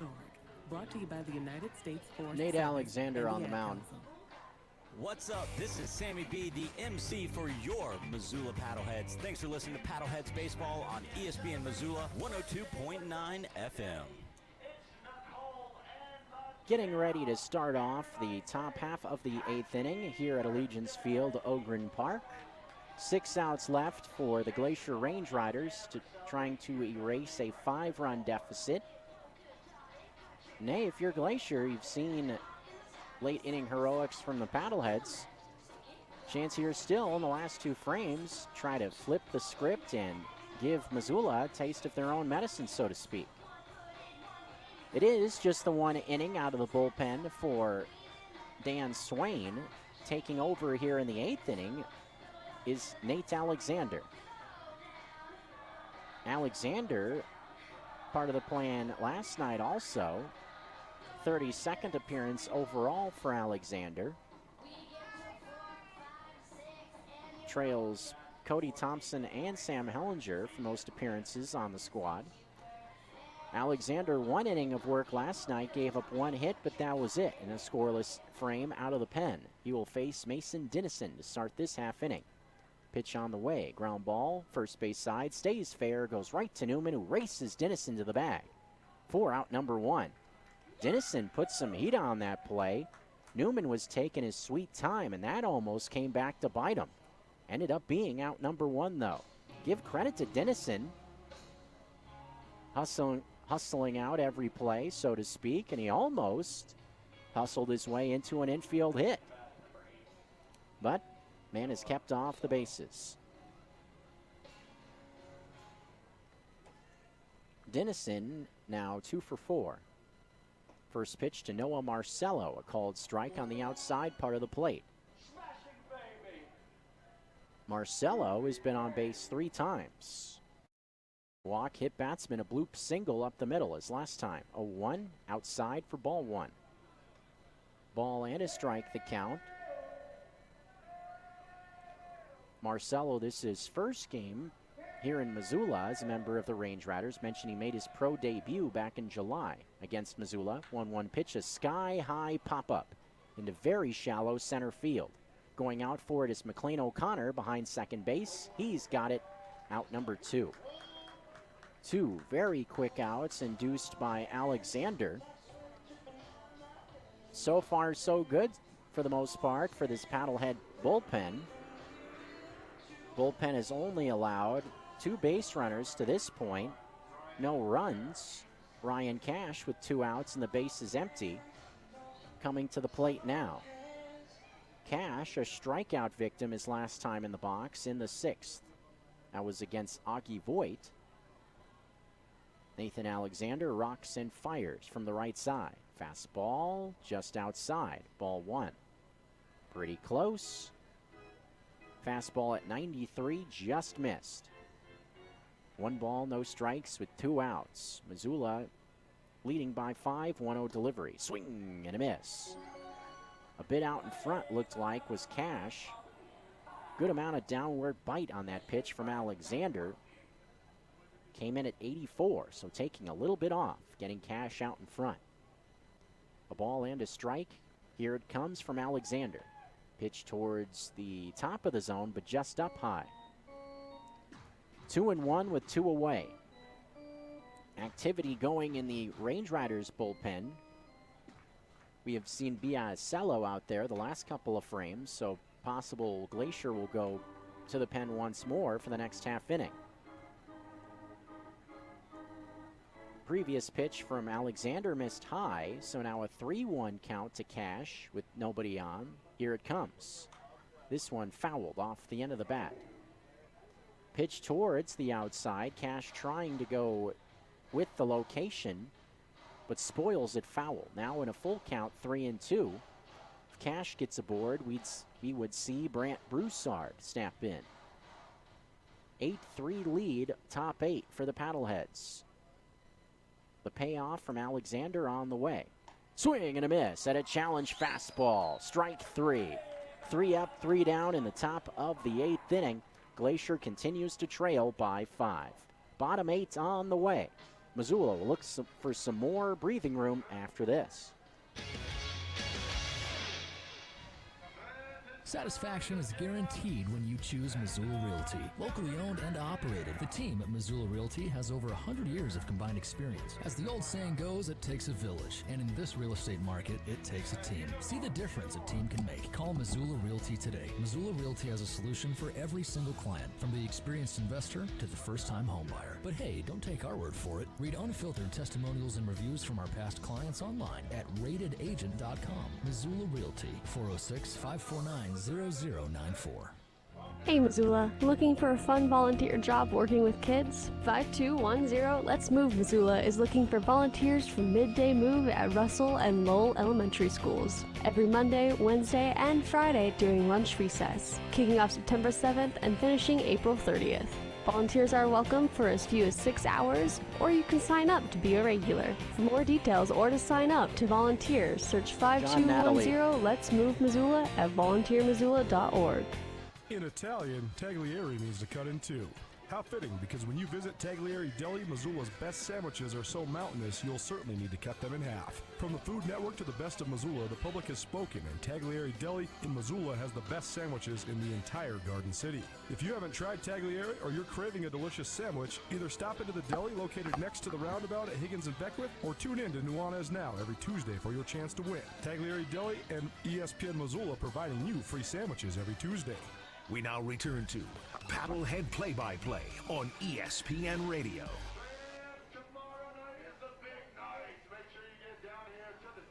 John Nuttalley will take things over for the Glacier Range Riders as this bottom half of the 8th inning is about to begin. Former Duke Blue Devil John Nuttalley pitching for the second time in this 6-game set, opposite the Paddleheads, coming out of the bullpen. trying to keep this deficit where it is. At 5, this inning begins with Missoula out in front by a score of 8-3.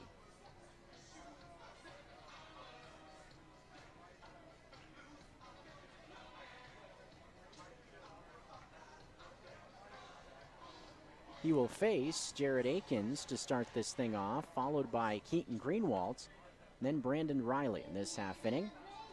As Akins steps to the plate, take a peek again at what's going on around the Pioneer League. Do have one final score in the books to tell you about. 19-8. Winners are the Ogden Raptors over the Billings Mustangs tonight.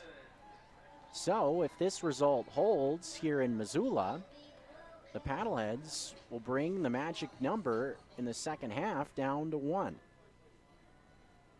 First pitch to Akins on the way from the right-hander is at the knees, strike 1.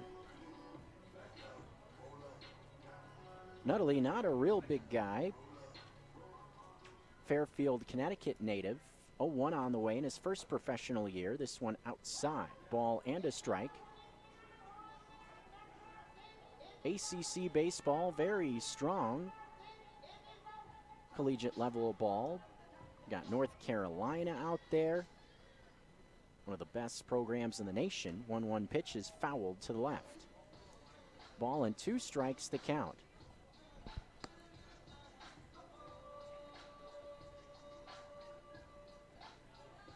That part of the country going down further south also, the Carolinas, so down to Louisiana, SEC, very good baseball around there. 1-2, the pitch on the way. Swing and a miss. Fastball by Jared Akins. Challenge at the belt. Strike 3, out number 1. Akins 0 for 3 now with 2 strikeouts. Keaton Greenwald now the batter. 8 runs on 11 hits for Missoula, 3 runs on 7 hits for the Glacier Range Riders. Kind of similar to last night in that had some runs in the early innings, but once the bullpen came on, nothing doing for Glacier. First pitch misses outside for ball 1. All 5 runs for the Glacier Range Riders last night came in the 3rd and 4th innings against the starter, Mitch Sparks. As the bullpen came on, they shut him out the rest of the way. 1-0 pitch with 1 out, up high. That allowed Missoula's offense opportunities to chip away. Got themselves to within striking distance, and then this guy, Keaton Greenwald, tied the game with a clutch homer in the 9th. The 2-0. Swing and a ball fouled off. Goes off the, looks like maybe the mask of Sims, the catcher. He goes down to a knee. Looks like Nick Hogan and the trainer is going to go out to look at Sims just to make sure he's all right. Don't want to mess around with balls ricocheting off the mask. Head injuries can be such an issue for catchers, so just want to pay due diligence, but maybe not looking at the head area. Looks like they're looking more at the legs of Sims as he's kind of messing around with his knee protectors. So maybe it didn't ricochet off the mask, maybe off more of his lower body. Sims looks to be okay. Getting back into the squat, probably just trying to stretch out a little bit. Probably one of those that'll probably hurt a lot more tomorrow than it will right now. So that's one thing about catchers. Seen it more on the road than you do on the field. You see more in street clothes. The 2-1 pitch is a sky-high fly ball into center field. Ryan Cole coming in a few paces, waiting for it, makes the catch. Out number 2. That will send the top of the order back to the plate now with 2 outs. Brandon Riley approaching in his 5th at-bat. Riley has had 2 now great games in this series, a 3-hit effort on Tuesday, and now once again here in Game 3 on Thursday. 3 singles, 3 for 4 is B-Rye. Batting here with 2 outs and the base is empty with the Paddleheads leading 8-3. Delivery on the way is a foul off to the left.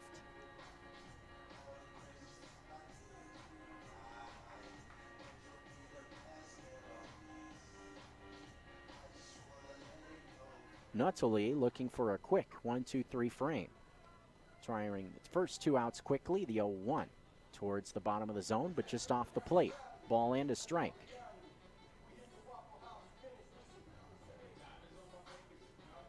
Missoula had a quick little burst in the first 3 innings, scoring 6 runs. That's told the story for the most part tonight. Leading by 5, 8-3 score. 1-1 pitch, ground ball towards Ryan Cash at second base. He'll flip easily to Wofford, and that concludes this half inning.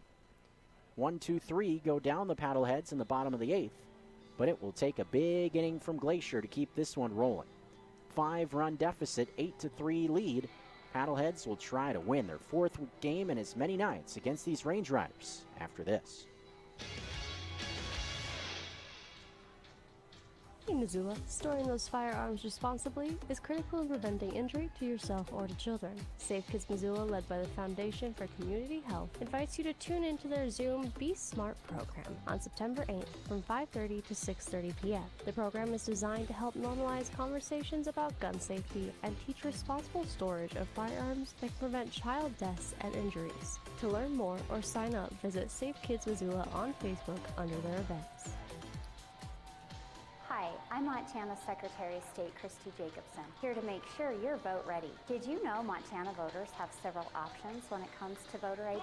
Common examples include a Montana driver's license, a state, military, or tribal ID, just to name a few. Whether you're registering to vote or voting in person, find a complete list of acceptable IDs on our website, sosmt.gov/vote-ready, or contact your county election office. Thanks for voting, Montana. Andrew Houghton on Nuanez Now. Here's the way I had it laid out. I think Montana, Montana State, and I have Sac State up there with them. Those are the teams where if everything goes right for them, they're looking at a seat. And then the middle of the conference is the teams who could be in the playoffs. They're going for a playoff spot, maybe a low seed. And then the bottom 4 are the teams that are not going to have a shot at the playoffs. And you can debate whether Idaho is in there with those teams. Nuanez Now, live weekdays at 4 p.m. on 102.9 ESPN Radio Missoula.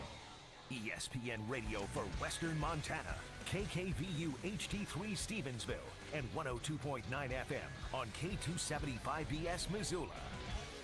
Away from your radio? Stream Paddlehead Baseball live on 1029ESPN.com or on the TuneIn Radio app. Now back to the ballpark. Bottom half of the ninth, top half of the 9th inning about to begin. Paddleheads looking to just record 3 outs to send everybody home with a 5-run advantage. Brant Broussard will start things off for Glacier in this half inning. Alexander stays out for a second frame of work. First pitch to Broussard on the way. Checked his swing. Pitch called a strike anyway on the outside part of the plate. 0-1.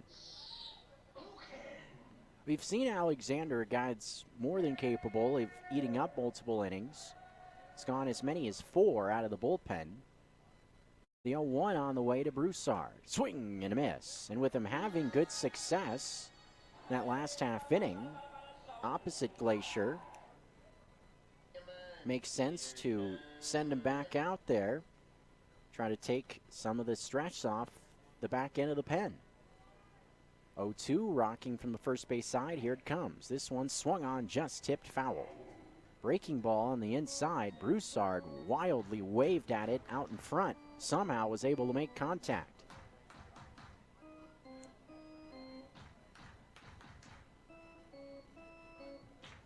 Broussard somewhat coming down back to earth after 3 huge nights offensively. No hits tonight. Has been on base once. He is 0 for 2. The 0-2 pitch coming in the 9th. Swing and a pop-up into shallow right center. Moving over as Lamar Sparks into the alleyway. Has enough time to track it down. Broussard got broken down by that swing. Popped it up. That is out number 1 here in the top of the 9th. Broussard finally quieted down tonight, now 0 for 3 after finishing 11 for 15 in the first 3 games of the series. Dean Miller now to the plate with 1 out and the base is empty. Dean Miller recorded the last run for the Glacier Range Riders in the fourth, part of a 2-run rally. Pitch on the way, foul off. Had an RBI single in that inning, did Dean Miller. But that was the last time the Range Riders were on the board. Same deal as last night. Mentioned how Glacier scored 5 runs in 2 innings in the third and fourth and then didn't score again. 0-1 with 1 out. Pitch to Miller. And here comes the little bat chance again with Miller in the box. 1 ball, 1 strike with 1 out. I don't know why I think that little bat chant is so funny. It gets me every time. 1-1. Fastball, called strike on the outside corner. A ball and 2 strikes, and I'm sure the little bat chants will get really loud now. 1 out. There they come. 1-2. Pitch on the way. Swing, or no, a half swing by Miller. Just able to keep the bat back there. Very close to letting it fly, but smartly just able to keep it back on a pitch well below the knees. Dean Miller is a free swinger, so definitely makes sense. Alexander trying to get one to chase out of behind in the count. 2-2 pitch, swing and a miss. Stayed off 1, couldn't get on that one. Strike 3 at a pitch below the knees, and the Range Riders are down to their final out. Nice work here from Alexander. Last 2 innings, now 5 up, 5 down from the right-hander. Last gasp with 2 outs and a 5-run deficit is Brody Wofford. Wofford, a strikeout victim, had 2 home runs in game 1, did Wofford. Since then has been dead quiet. Paddleheads have done a good job keeping him in check. 0 for 3 tonight, taking 1 at the knees, a breaking ball, strike 1 on the first pitch. Missoula looking for their 4th win in as many nights against these Range Riders to keep their offensive or home success going. The 0-1 to Wofford. Swing and a miss. Fastball towards the outside. 0-2. Seems like Alexander is feeling it. Walking around the mound. 0-2. Looking to blow away the Range Riders. Rocking from the first base side. Here it comes 0-2. This one just below the knees for ball 1. Slider down there below the knees by design, hoping Wofford would go waving at it. See if they stay down in that spot like they did to Miller. See if he'll chase. Still ahead, 1-2. Pitch from Alexander. Swing and a miss. Got him with a changeup towards the outside corner. And that is your ball game. Paddleheads win again. Didn't need late inning heroics on this Thursday night. Paddleheads cruised for most of the night. Solid win all the way around. Great work once again from the bullpen. And Missoula finds the win column for the 65th or the 63rd time. 28-12 record in the second half. Range Riders fall to 35-51. Paddleheads with the win also bring their magic number down to 1 in the second half, trying to win the first and second half pennants of the Pioneer League North for the second year in a row, win 4 halves in a row. Just fabulous stuff from the Paddleheads on their roll towards potentially going back-to-back in the Pioneer League. On this Thursday night, victors are the Paddleheads. We'll come back to wrap it up after this.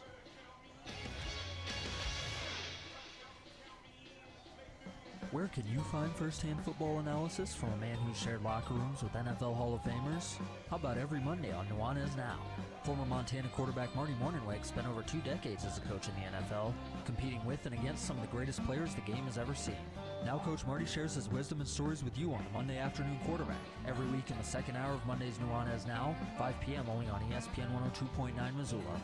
Brought to you by Dazzler's Car Wash of Missoula. Now out on the field, it can get a little cold. I remember there was a playoff game and we were in 4 minutes That means we were ahead in that particular instance by 2 scores, and we threw a sprint out on 3rd down. And Brett didn't throw it. It was wide open. Brett Favre didn't throw it. Right at the end of the game, and he ran it and slid and kept the clock rolling, which was fine. But he comes over to the sideline and goes, "Why didn't you throw that?" He said, "Marty, my hand is frozen." I'm probably okay to have one more drink before I drive home. I'm probably okay. I open the window to stay alert. Probably okay. I just popped some gum in my mouth. Step out of the car, please. I probably made a mistake. Probably okay isn't okay when it comes to drinking and driving. If you see a warning sign, stop and call a cab, a car, or a friend. Buzzed driving is drunk driving. A message brought to you by NHTSA and the Ad Council. Hey, this is manager Michael Schlack, and you're listening to Missoula PaddleHeads Baseball on ESPN Missoula 102.9. Another night against these Range Riders and another win for the Paddleheads. Didn't take a 7-run rally or a knockout or a grand slam to get the win tonight. More conventional method for the Paddleheads. Solid starting pitching, long ball playing part, and also some awesome work from the bullpen on this Thursday night. Bullpen in 3 2/3 innings gave up just 2 base runners and struck out 6. Combination of Augie Voigt, Dan Swain, and Nate Alexander. With Alexander taking him to the finish line, great work for the right-hander in an inning and 2/3. Didn't give up a single base runner for Missoula.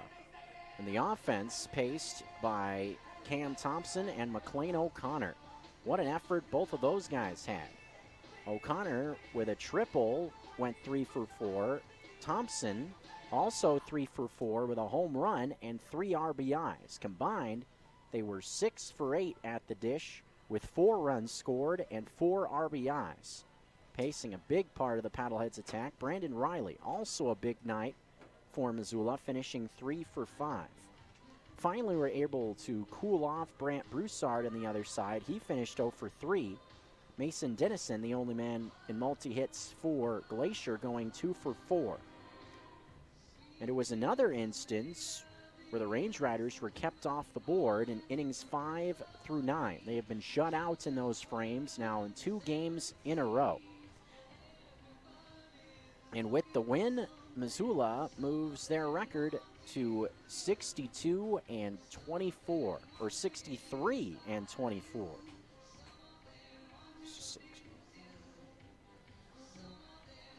So with that victory,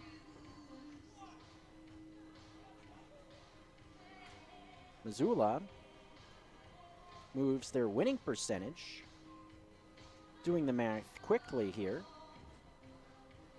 to .724, 724, improving upon what already is the best winning percentage of any professional team in pro baseball in North America.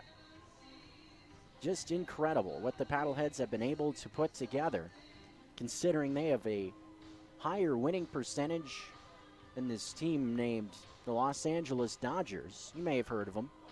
Just tearing apart the NL